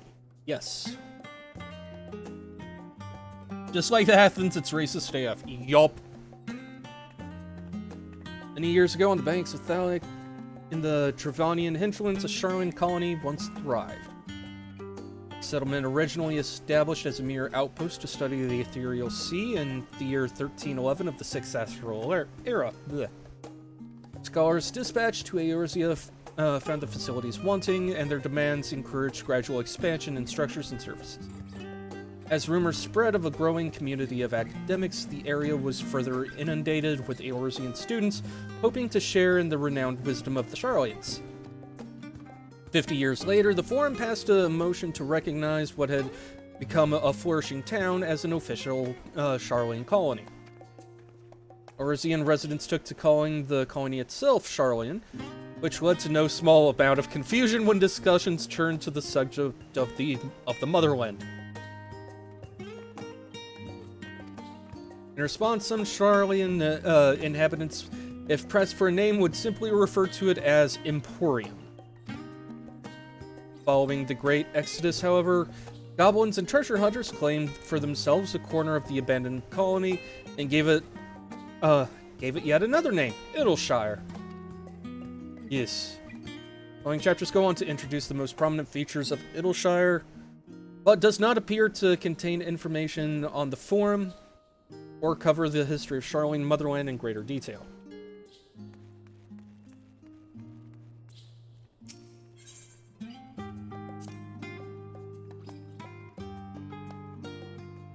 Long, long ago, on an island in the Northern Sea, there lived a Rogaiden man by the name of Nirnkref, however you pronounce it. Nirnkref was a student of astrology, and he divined a flood of terrifying proportions would soon sweep over the lands of Eorzea. Yeah, the War of the Magi and all. So it was that he built a gigantic ship, assembled a crew, and set sail for that imperiled realm. Blood arrived as foretold, and to their horror, the strangely churning waters drove the people towards the ocean. It was there, however, that Nirnkref's crew hauled them aboard his ark, but the danger had not passed. A towering wave approached, threatening to smash the vessel to pieces. Only moments to spare, Nirnkref wove a mighty spell of teleportation and shifted the entire ship safely. Oh! So that's how that fucking boat got there. Refugees from surrounding regions huddled there alongside them, but it was not long before disputes over dwindling supply of food led to violence and bloodshed. Saddened by the sight, Nirnkref gathered to him his crew and his grateful passengers and abandoned the ark to those reddened peaks. They journeyed to the coast, where they built a new ship, intent on returning to the northern seas. They landed on the beach of an island and settled on that very spot. The settlement prospered and grew, and in time became the city of Charlene we live in this day. Okay. Before I go do that, let's see, Alligary.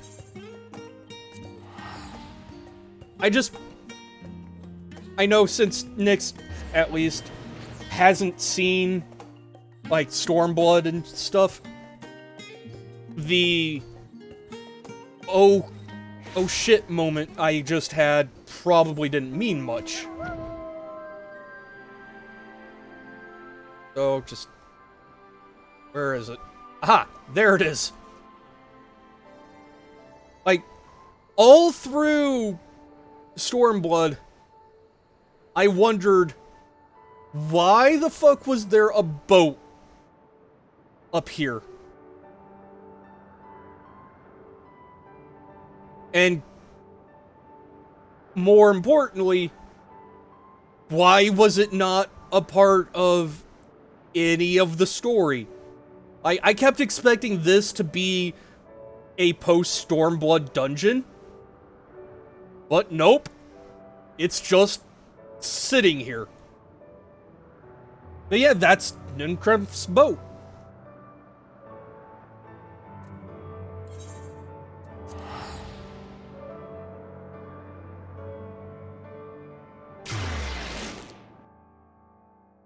Just to have that moment of, oh, so that's how that got there, is kind of neat. At least it's not stuck through a skyscraper. True. Very true.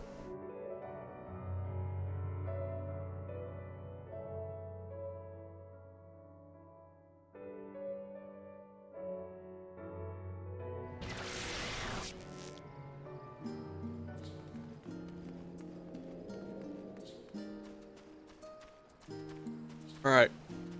Let's sprint back up there. But also teleport a little bit of the way. Let's see. Ooh. Aha.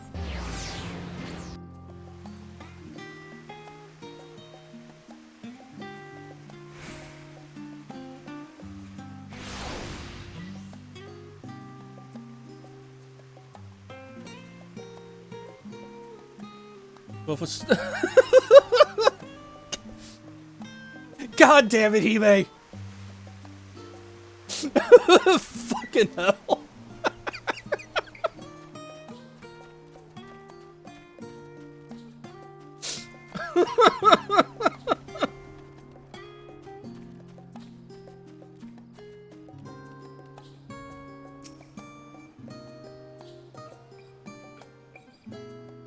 I mean, it is. To the moon, though? To the moon!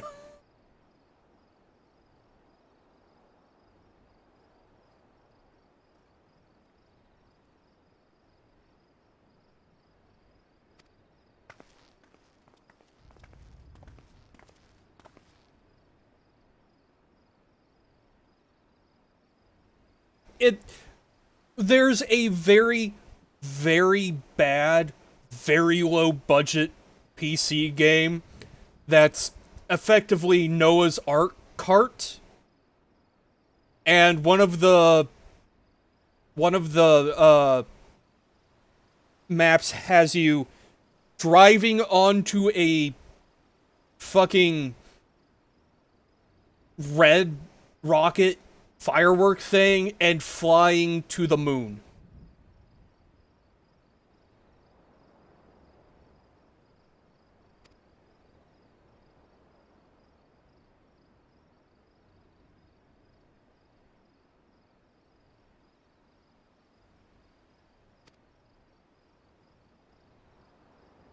Yup.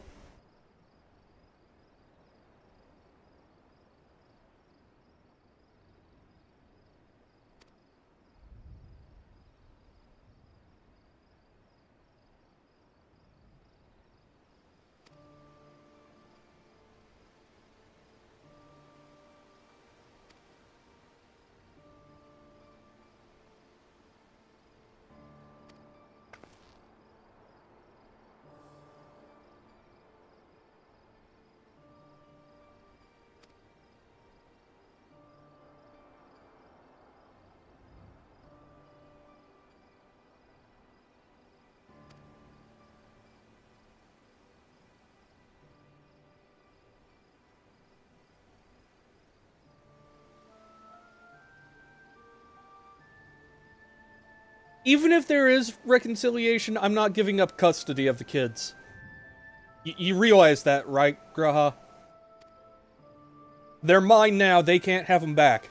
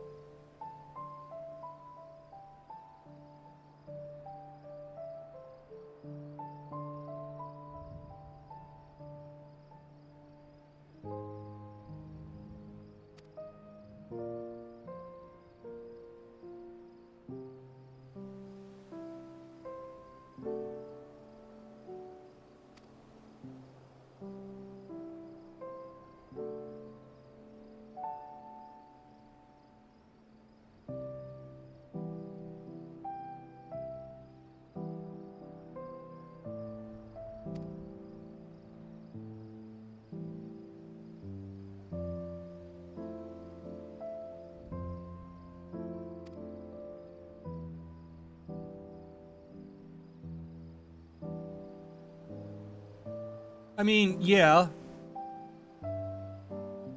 But also, as somebody with an abusive, estranged father, I get the urge to reconcile. Because, like, even after the shit I went through, I do miss having that connection.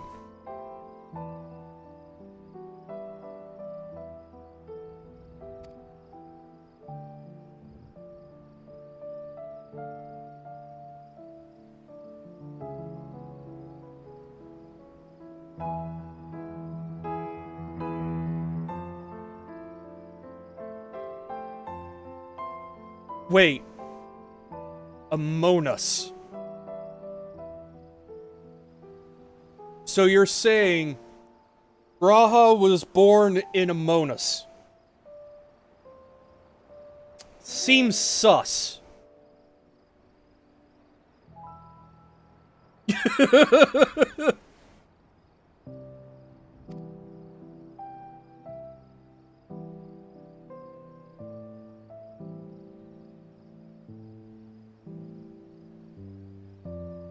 House Darnus. Oh.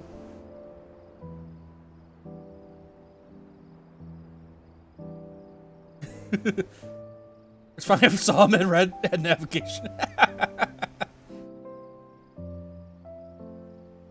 Booty.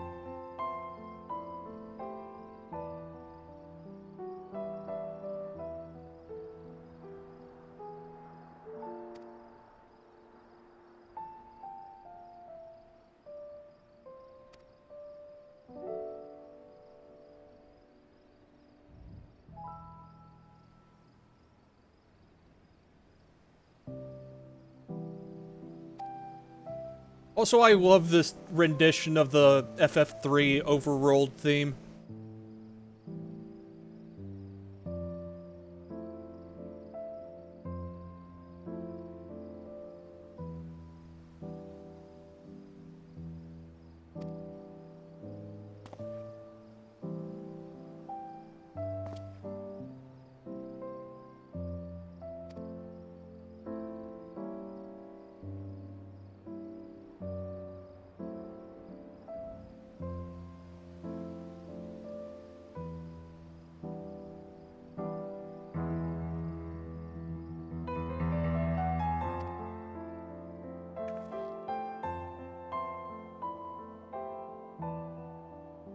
Just to save our asses a few times. Yup.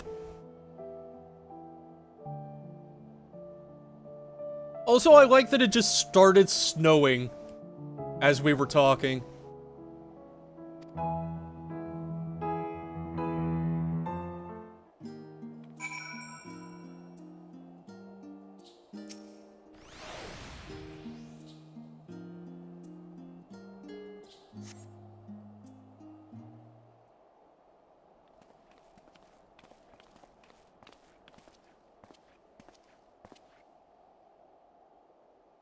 But, like, honestly, I know a place that had weather like this where it's just nice and chilly with, you know, cold enough for snow but warm enough to be outside. So this has a very nostalgic vibe to it. It is the winter solstice today. It is.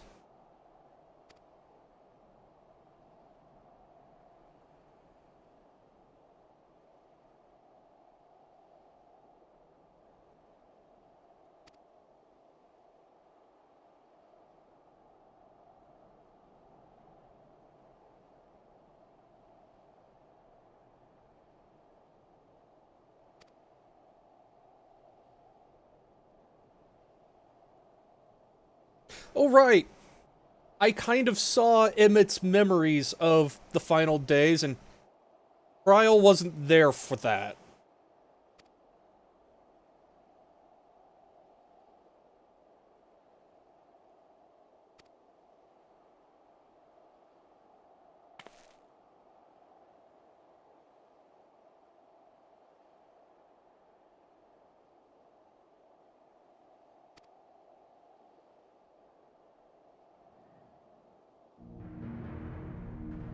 I mean, the Scions were all there for it.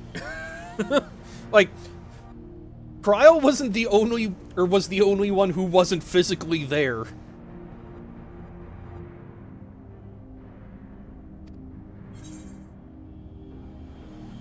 see.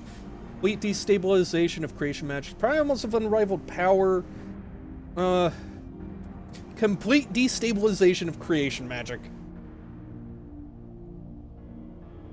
I mean, Tataru was... I don't really... I don't want to say I don't consider her part of the Silence, because I do. But at the same time, her name doesn't come up when I think of the Scions, because she's not in the adventuring party. If that makes sense.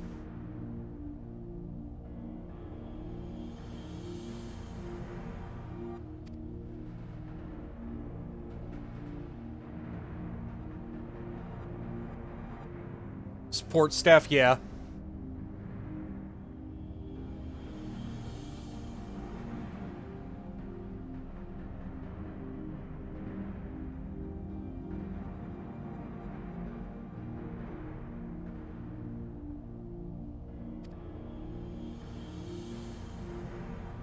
She does bankroll the world saving. She is a very important Tato. Very important.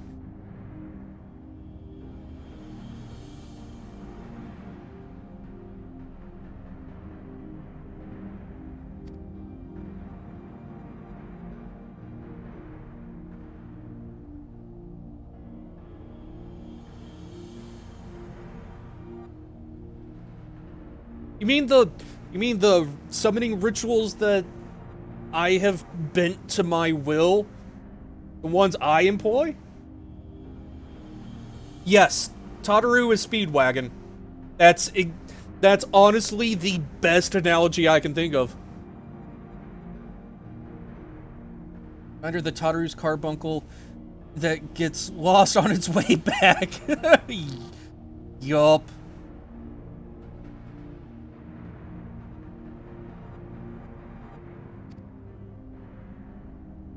Just going on random adventures? Yup.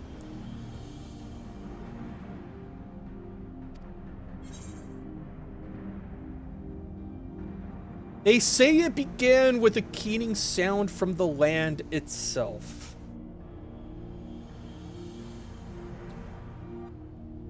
They heard a noise.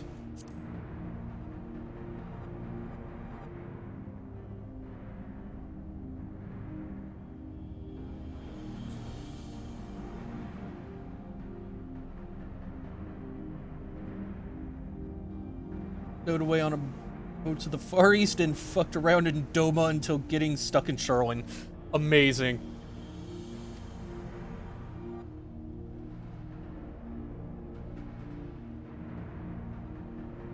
Currently fucking around in Charlene.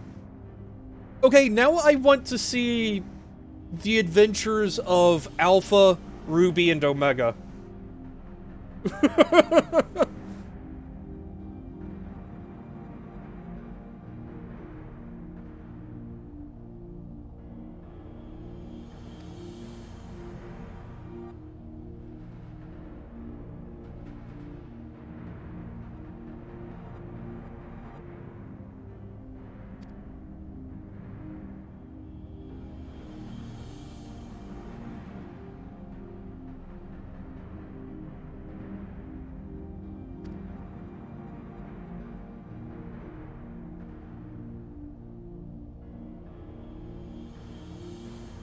What definitive action did they take?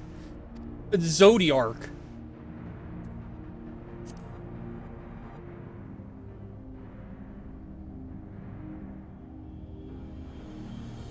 The sound was a giant vuvuzela.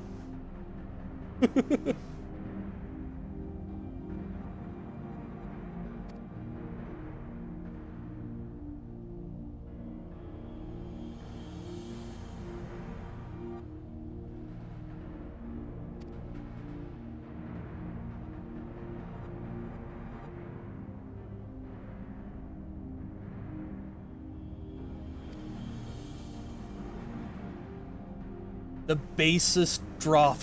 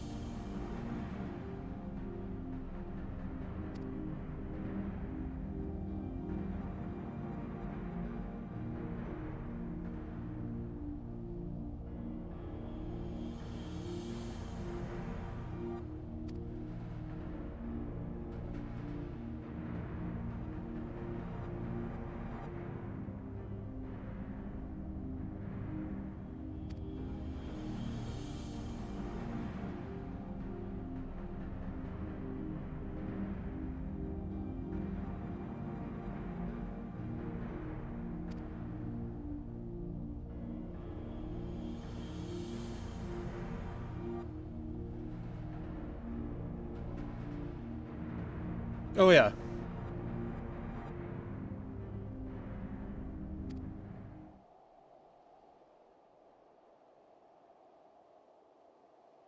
Also, Kryle brings up a good point. And now I have, and in that conversation, a point of note stands out to me. They say, or said that a sound caused the creation magics to go nuts. But we never heard that sound. And, like,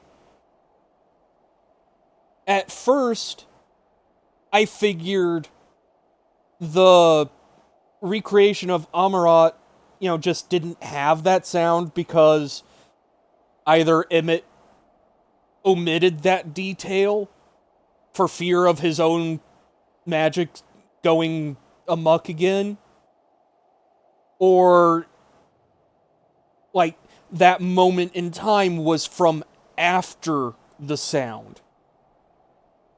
But the way Alphino mentioned it,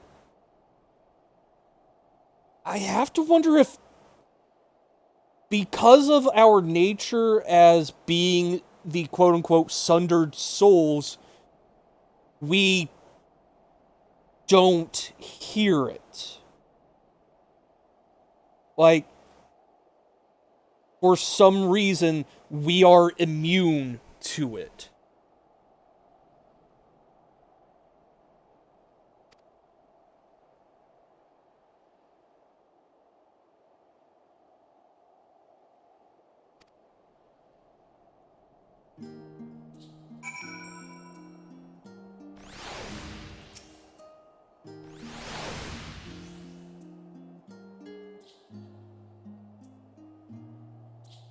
Yeah, but, like, there's also the possibility that that noise was supposedly still ongoing, but for just whatever reason, like, effectively, what if the quote-unquote sound is something akin to a dog whistle? Like, a frequency so high that we can't hear it, but to the Asians is just this ear-piercing, mind or maddening noise. So,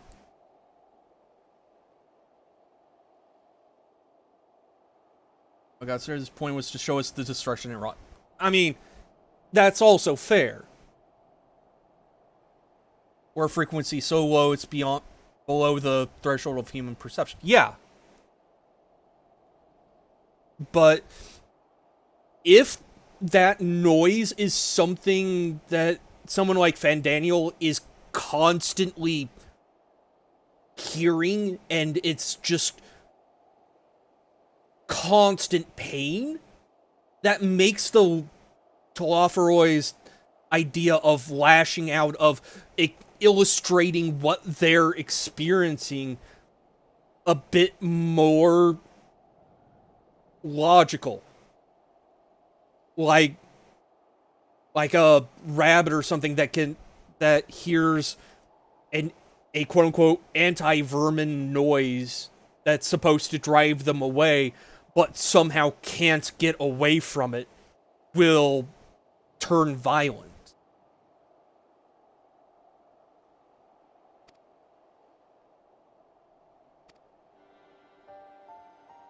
Anyway, enough of that.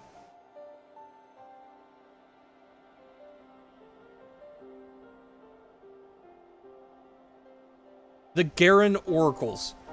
I think that's a reference to the Oracles of Gulg in Final Fantasy 1.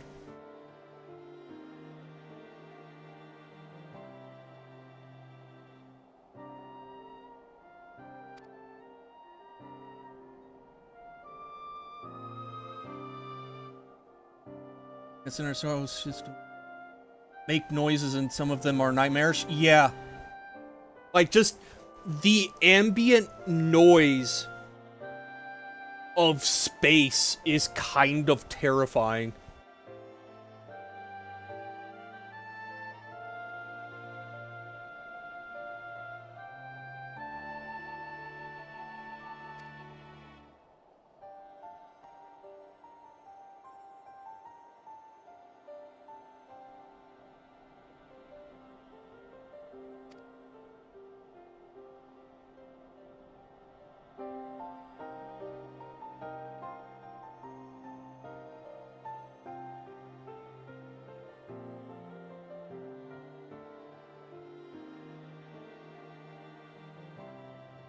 The sun screams at us, and we do not know why.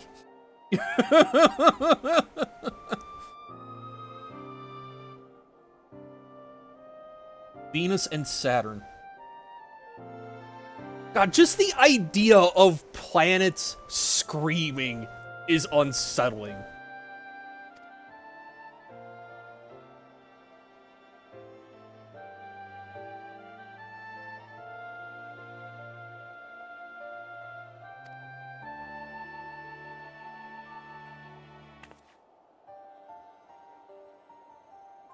I mean, yeah, if I were a planet, I'd be screaming at Earth too. Mars makes nice noises? Saturn's just angry.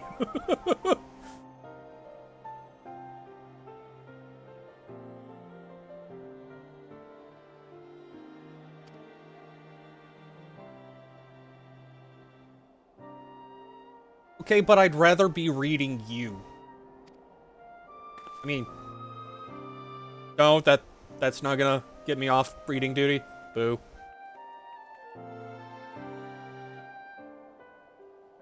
Some sort of chthonic void noise. Huh.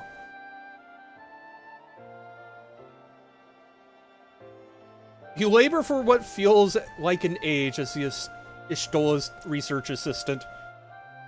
I'd assist Ishtola's research any day, just saying.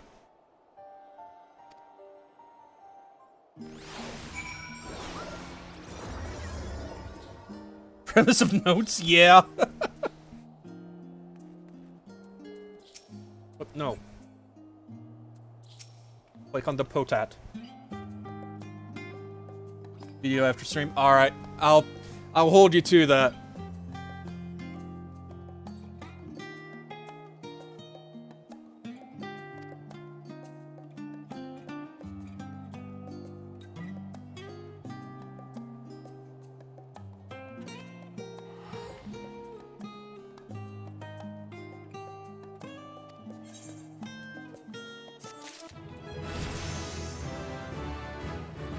Yay, level up. I didn't learn anything. Boo.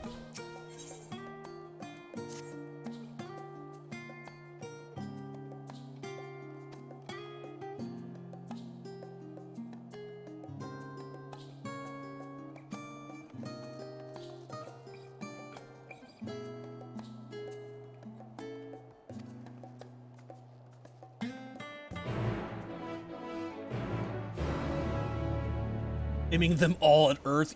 Yup.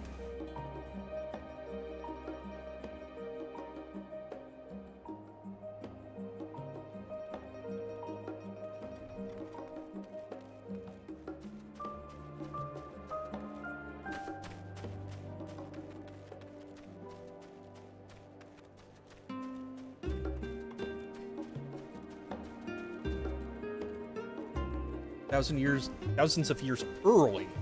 Huh.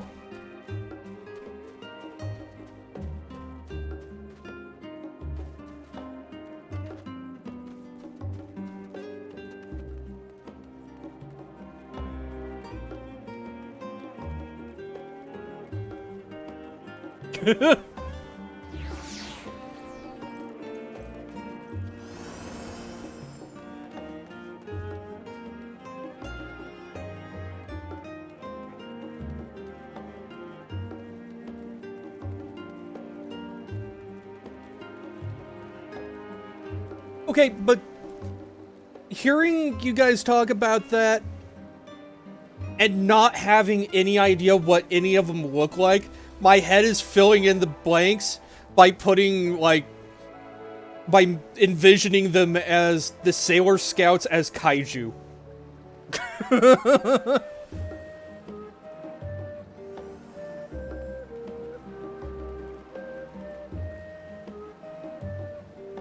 I'm not that far off.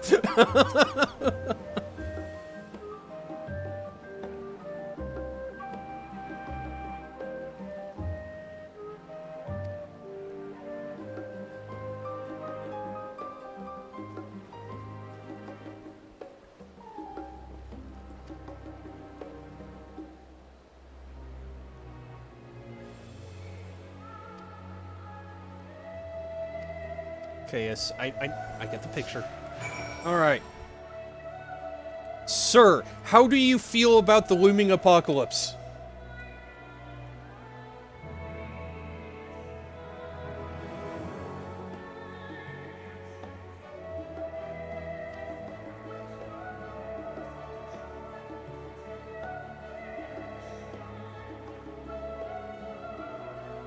Ah, I see.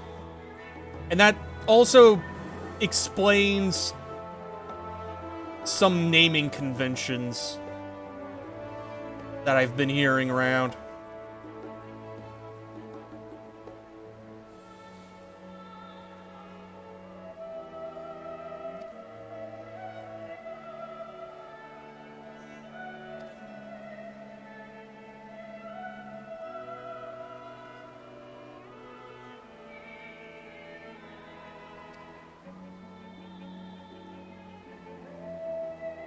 Sir, I can summon Ifrit.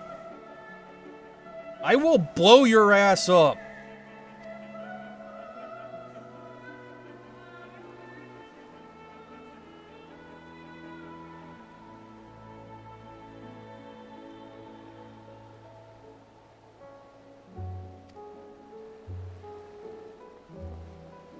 All right.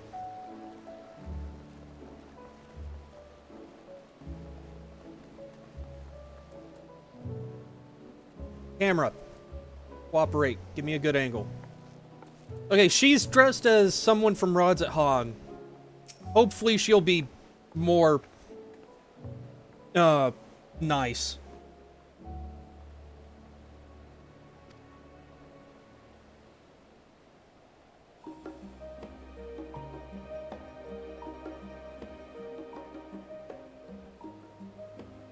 Hyper vampire of questionable money taste.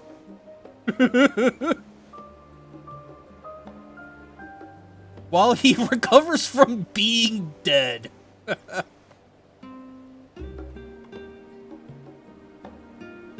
But doesn't explain why. Huh.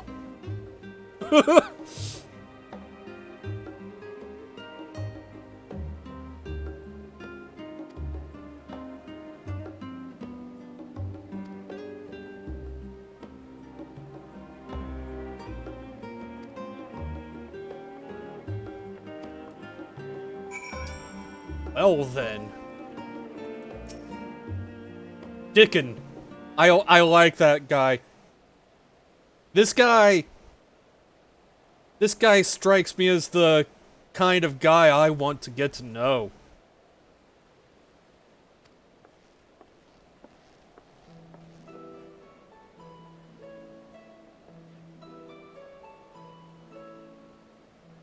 Bit of life and because good old Lunarians. I do need to watch the Babylonia anime. There's so much I just need to catch up on.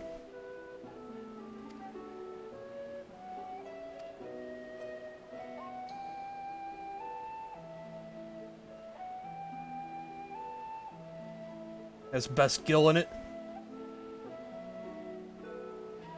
I mean, you say that, but then there's Greg. Okay, smartest, I'll give you smartest. But Greg remains my favorite Gil.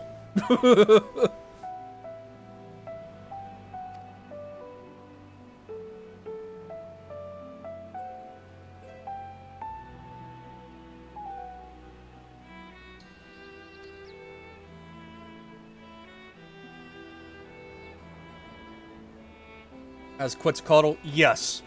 Quetzalcoatl is worth the price of admission just from what little I've seen.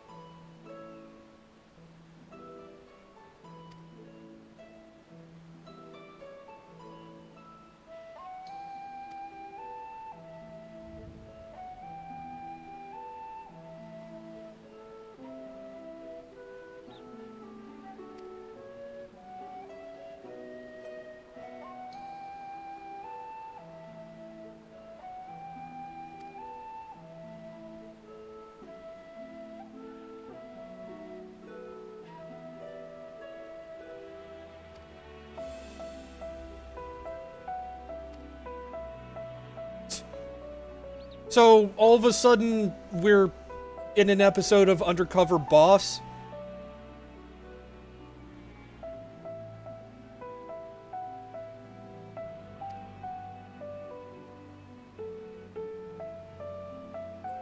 T for the chatty group by the water's edge. Okay.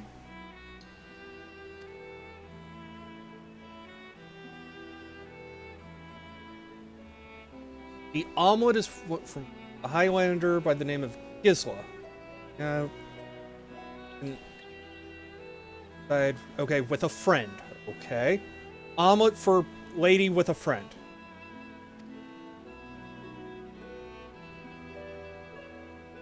Lobster for cat.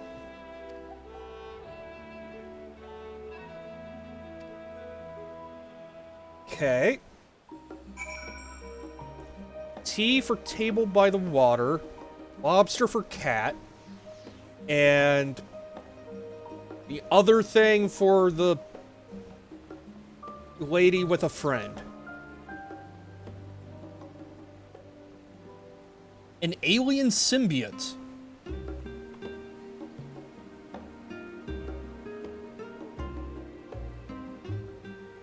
It's just one vessel. So in Nasuverse, Quetzalcoatl is Venom.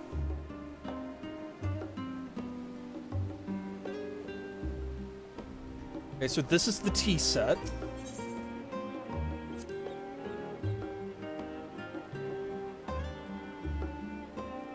That's the KT extinction event. Ah. Siren Head.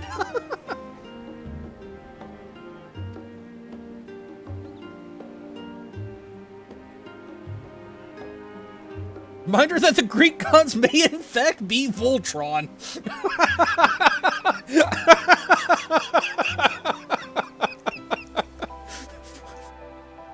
Okay, that got me. Oh.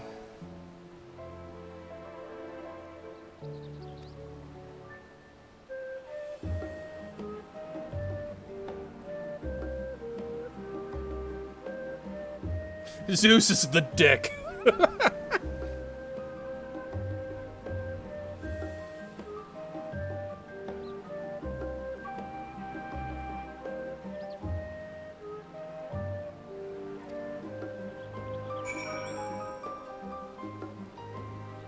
Okay, so omelet goes here.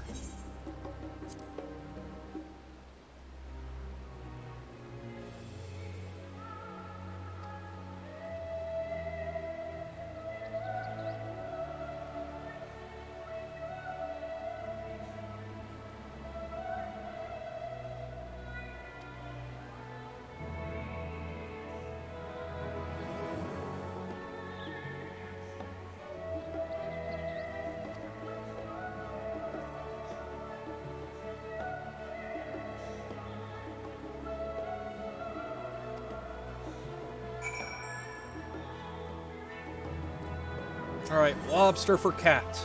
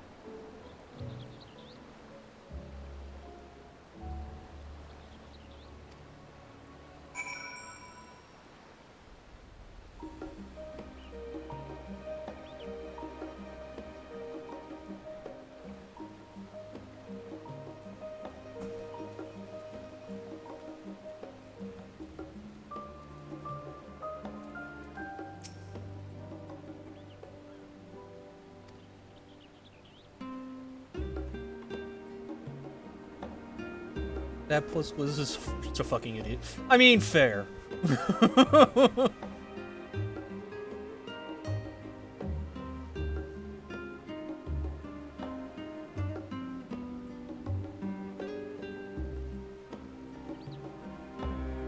Story of being a mass murderer.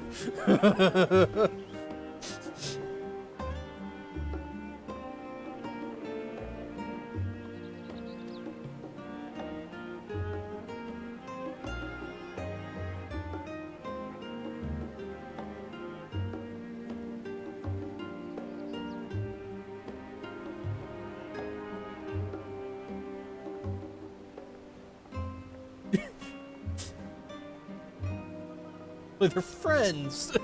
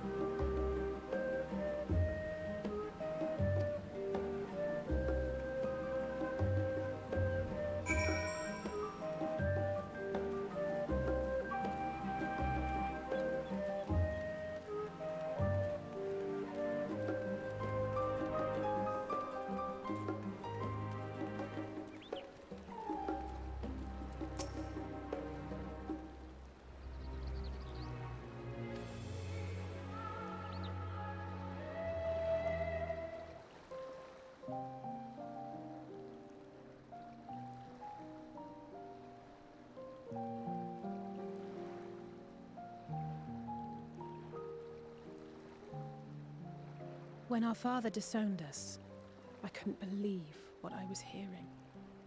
It wasn't until much later that his words began to sink in, that I began to feel the weight of what it meant. Do you remember when the decision was made to come to Charlian?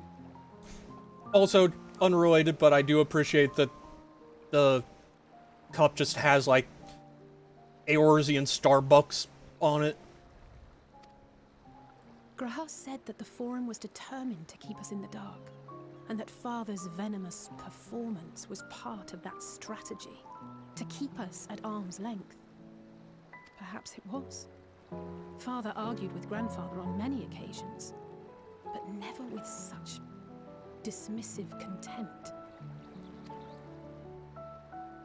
And when he demanded what justifies the sacrifices we make in war, I honestly didn't know what to say.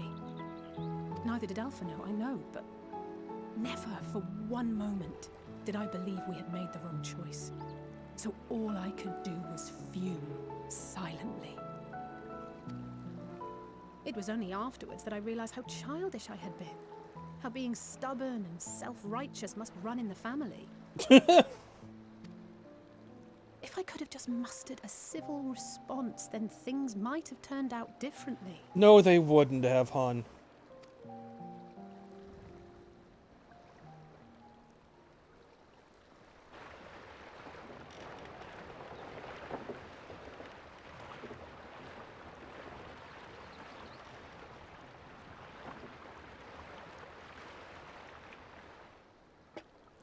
They must be ferrying goods to Labyrinthos.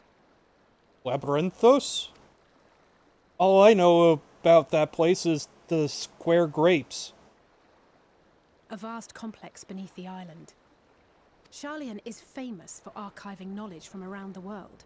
Well, that knowledge is not preserved exclusively in dusty tomes and desiccated samples.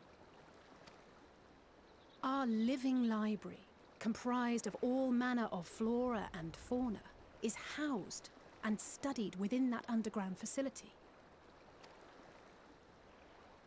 Still, that did seem to be an unusually large shipment.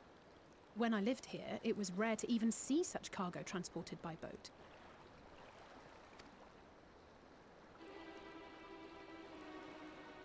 Wait! Didn't you hear something in the last stand about the gleaners coming and going more than usual? Well, I think they're the ones we saw manning those boats. And gleaners answer to the Forum. If the appearance of the Telophoroi prompted this sudden burst of activity, then Labyrinthos may hold a clue as to what the Forum is planning. So we kidnap and interrogate a gleaner. Let's do it.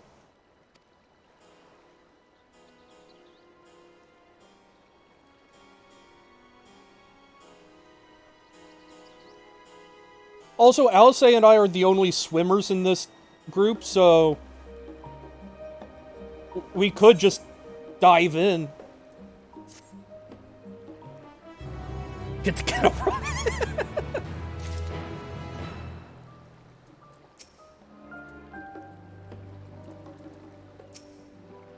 Come on, let me load game.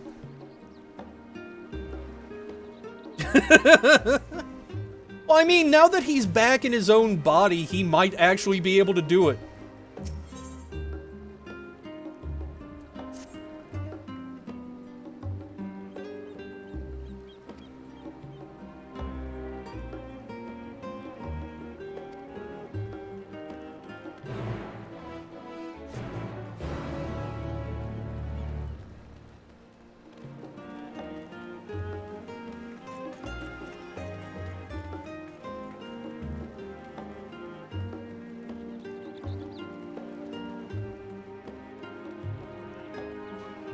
The way the frame rate dips as I get closer to the Aetheryte Plaza is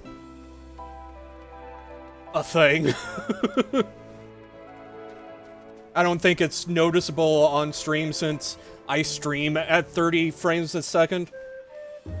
But, like, it's very obvious to me when my frame rate dips from 60 to 30. Normally, I don't see it that much.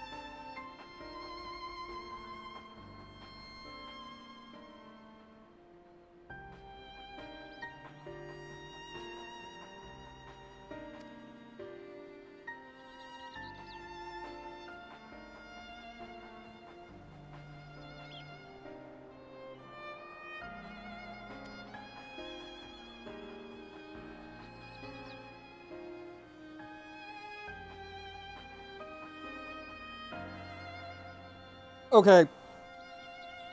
My brain is dumb. So I'm just gonna say what my brain is conjuring and try to explain it the best I can. Explain the reasoning and whatnot. $5 says the lunar whale is down there. Like, they're loading up shit onto the lunar whale and are going to attempt to escape into space to just wait it out. And I say this based entirely on the fact that the outfit Fortunaut is wearing reminded me of fucking Rossiu. Post-time skip Rossiu in Gurren Lagann. Which then made me think of, oh hey, the moon is falling, so let's just load up this giant fucking spaceship, chill out in space while, you know, the planet cools off from, you know, the moon blowing up. And then I'm like, wait, the moon's haunted here as well. Could they actually be following that logic? I mean, we do have the lunar whale as a space arc. So, you know, I didn't have FF14 follow or loosely following the plot of Gurren Lagann, but I'll take it. I didn't have that on my bingo card.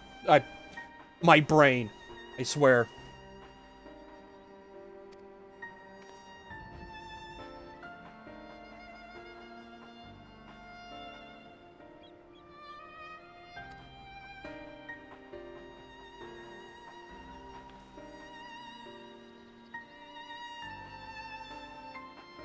You don't get to punch out the moon.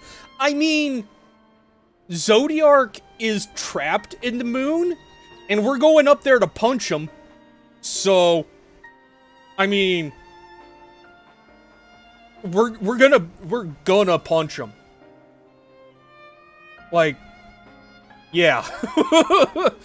Punching the moon is absolutely on the menu.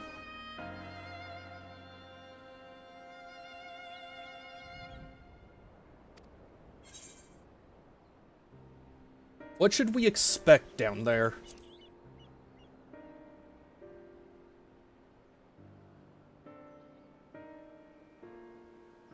You say that, Kryle.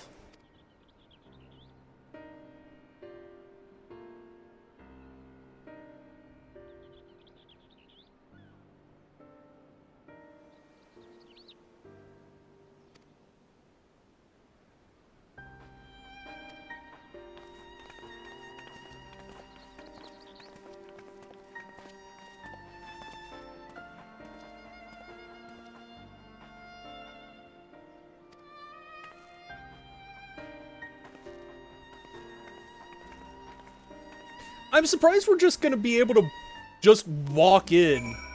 Like, I was expecting either bureaucracy to provide resistance or a dungeon.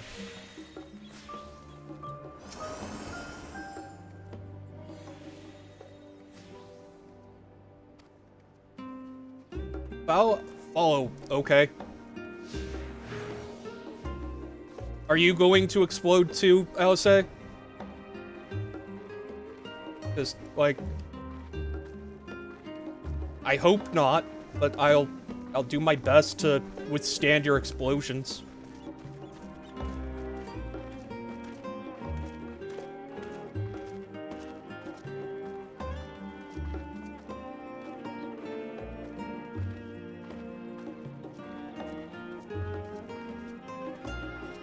It's brisk for her.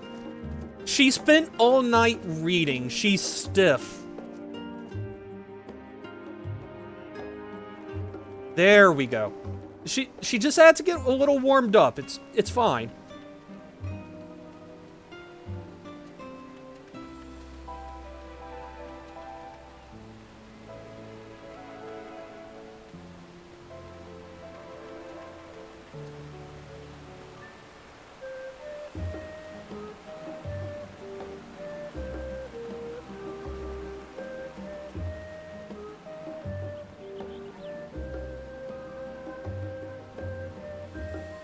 Keep moving, hun.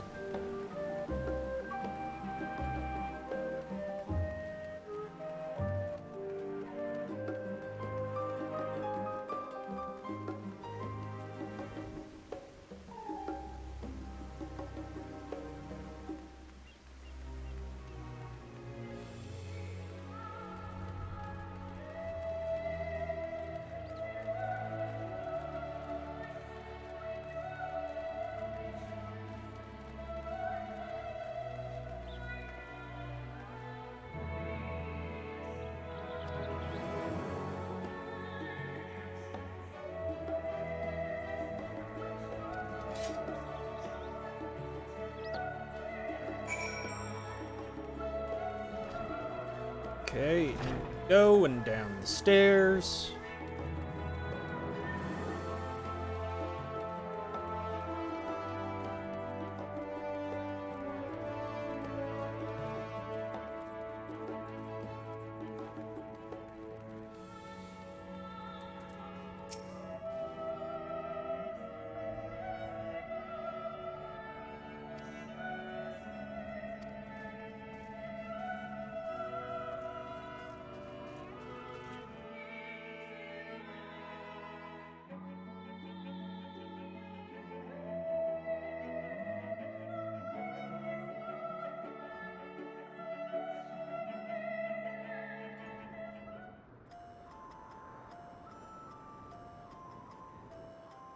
Deep beneath the scholar's city shines a false sun within a fabricated sky. In any age exist those who consider the floor an extension of their bookshelves, and this vault's architects surely belonged to that special breed. If the stack grows too high, start a new one. If no room remains, then make more rooms. A simple solution at first, and then bit by bit, a profound transformation. Knowledge buried beneath knowledge, a growing, creeping labyrinth from which there is no escape.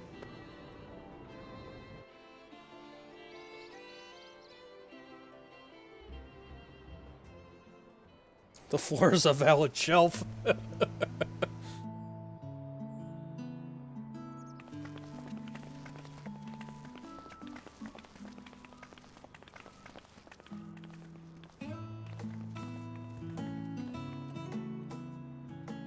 Not what you expected. I must admit, the artifice is very convincing. But I assure you that we are beneath Sharlayan itself. The breeze you feel, the flowing waters you hear, all created by the hand of man. The island is volcanic, you see, and once upon a time this great hollow must have been a reservoir for magma. It was discovered some 400 years ago, at which point it was repurposed as a storage facility for scrolls and samples and such. Renovations have continued, with nigh on no interruption to this day, with the lower levels still undergoing expansion. Aren't those people gleaners? So what we're saying, though, is we're inside a volcano. Oh boy. Aye, judging by their dress. They are said to work alone as a rule, but 'twould seem that rule is being enthusiastically broken today. It may be as you suspected, that they are engaged in a task apart from the norm.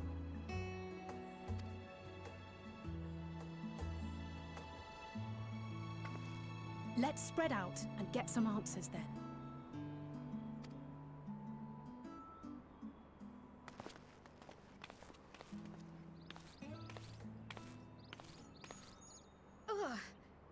You okay there, Cryo?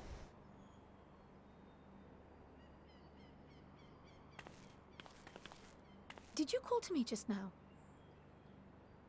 No, I didn't. No. How odd. I must be a bit dizzy from the descent. Oh.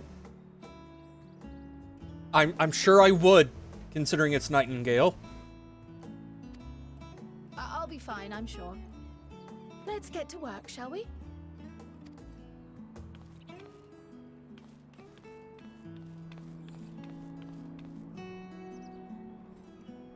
Good.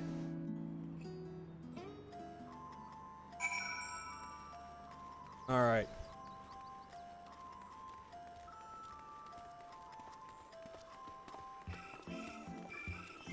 What is this music?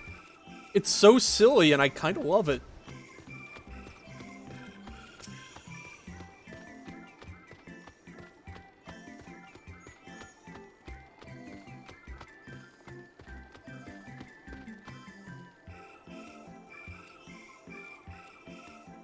A pack of marmots. Oh boy.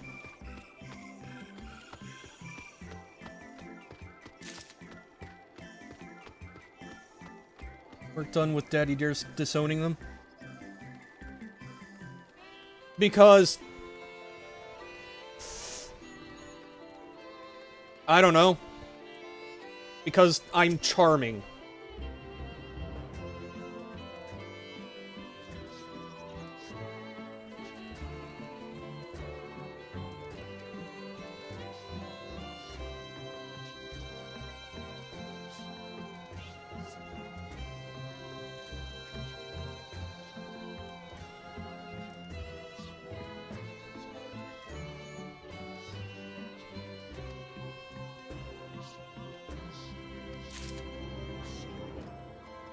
Also, this is a lot bigger than I was expecting.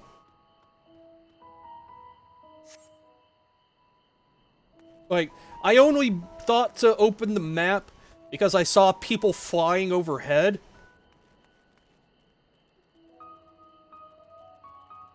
Holy shit, this is bigger than I thought. God damn.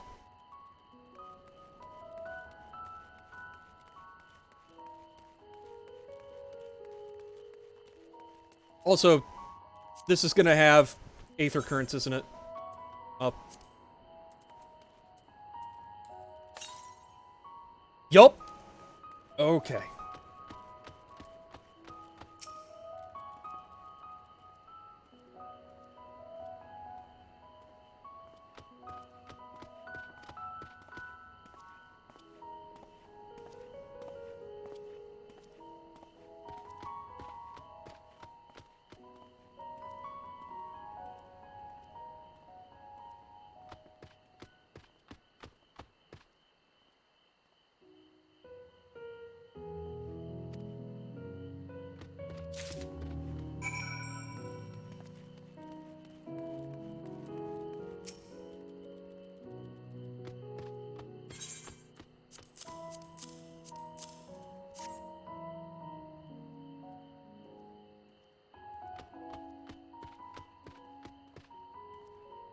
That... Whoever's running around here is very loud.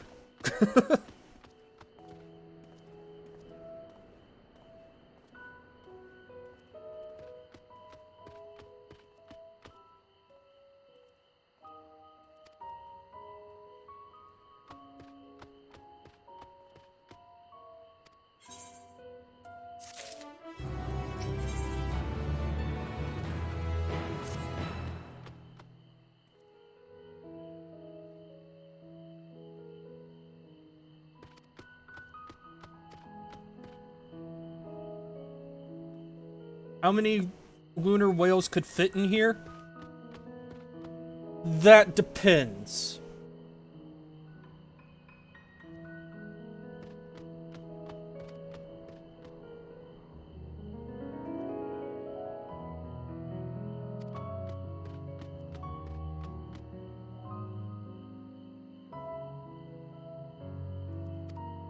If we're talking about the lunar whale as a mount that can be ridden around, a lot.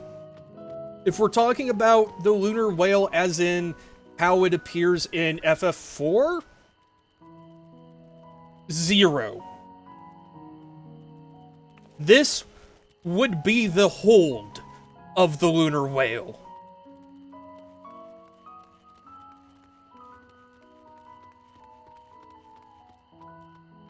Like, the lunar whale in FF4 was so big, it's bigger than any town in the world. And was supposed to be like an alien Noah's Ark.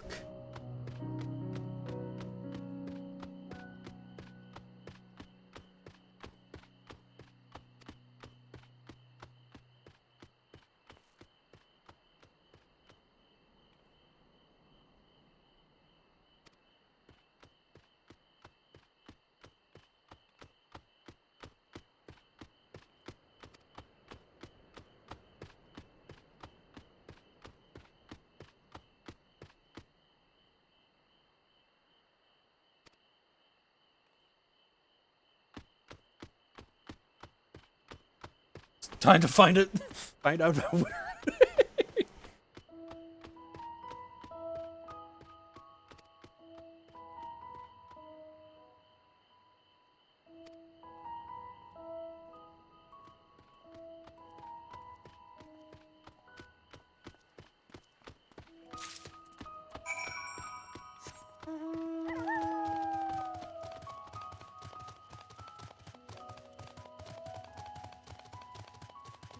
It is nice in here, though.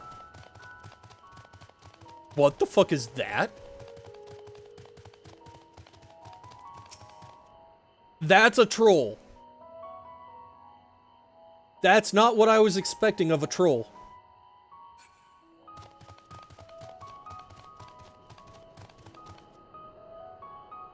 That's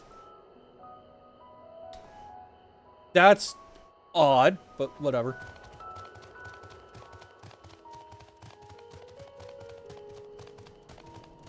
Okay, aha. Guess I'll let you vacate before taking my turn.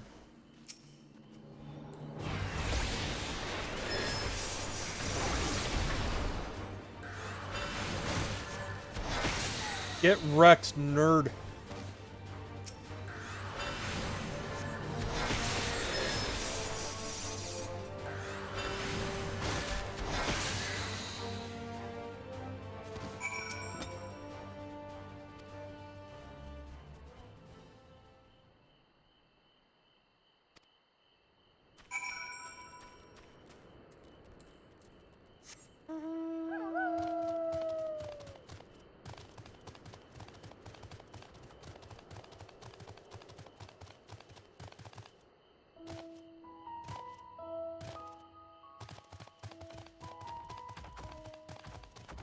Aha.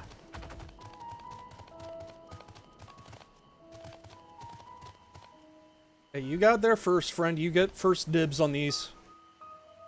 I'll wait until you're done.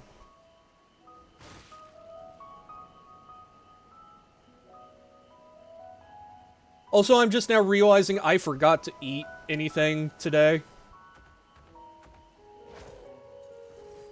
And I'm starting to get hungry.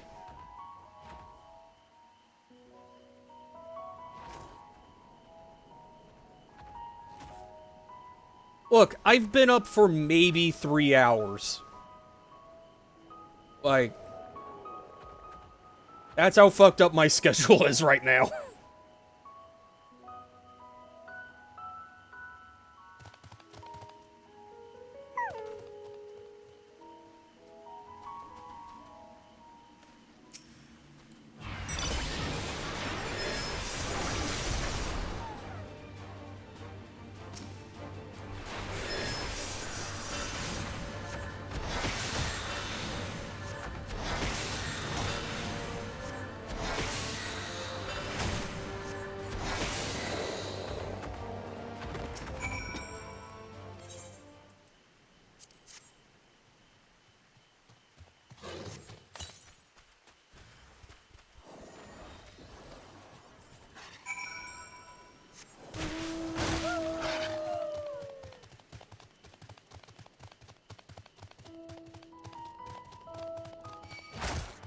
Go away, troll.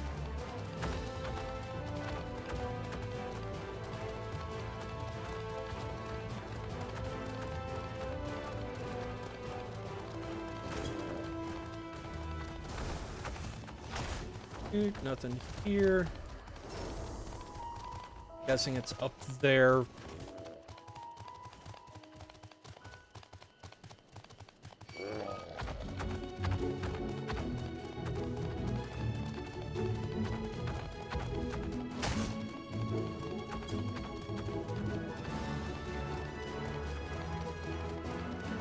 Aha!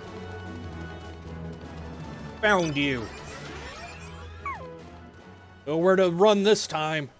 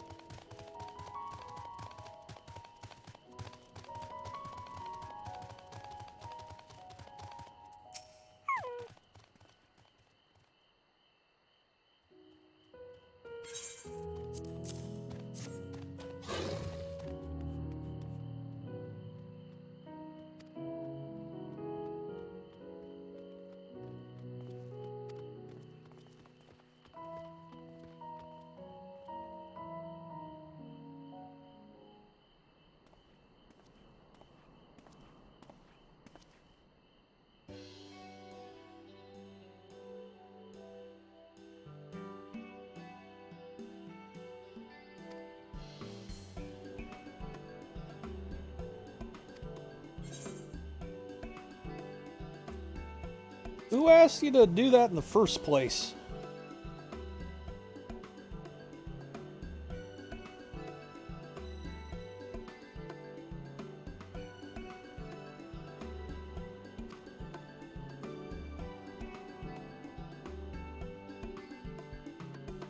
Suitable for consumption and easy to breed.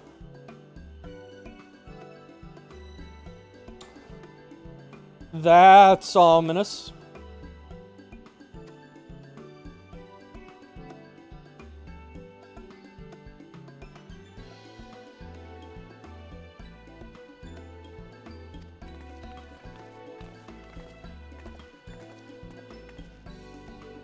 Baphomet Goat Boy? Nope.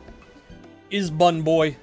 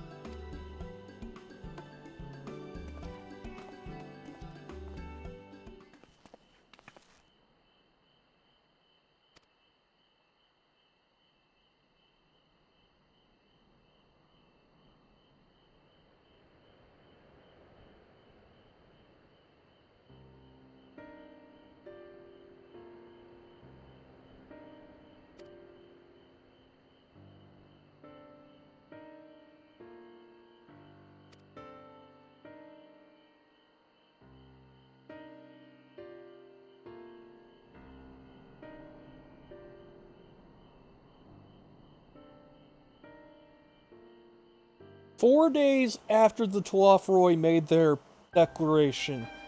That's not a coincidence.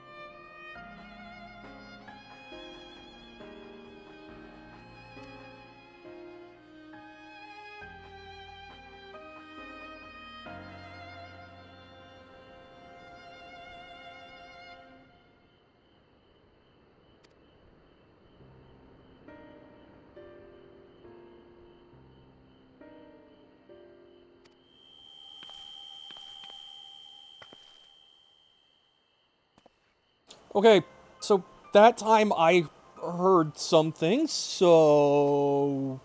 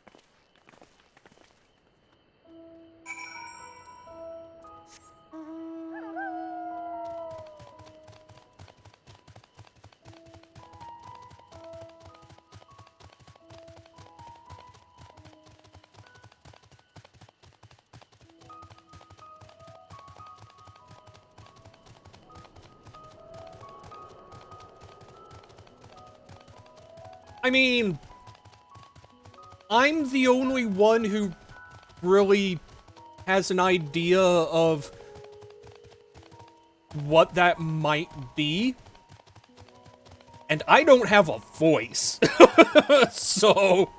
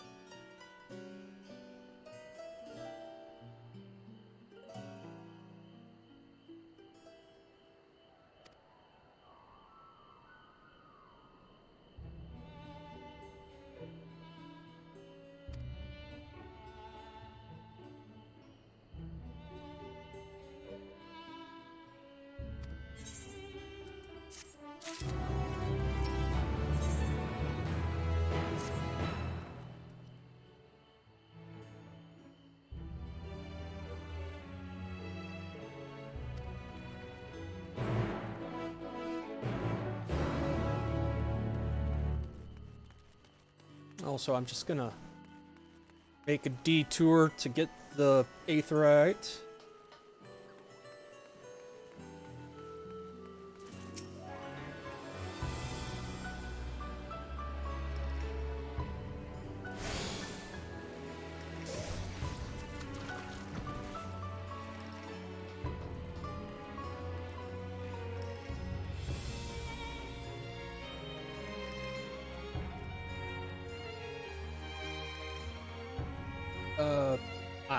I couldn't see the icon for some reason.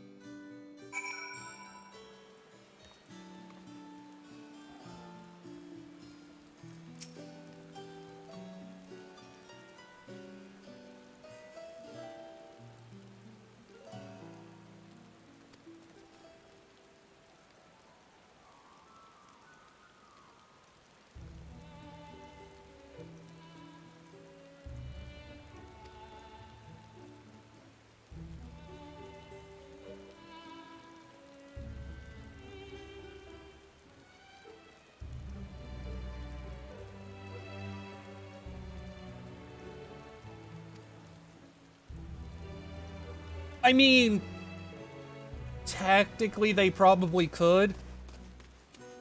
Like, I'm not entirely sure how many machines they have working security.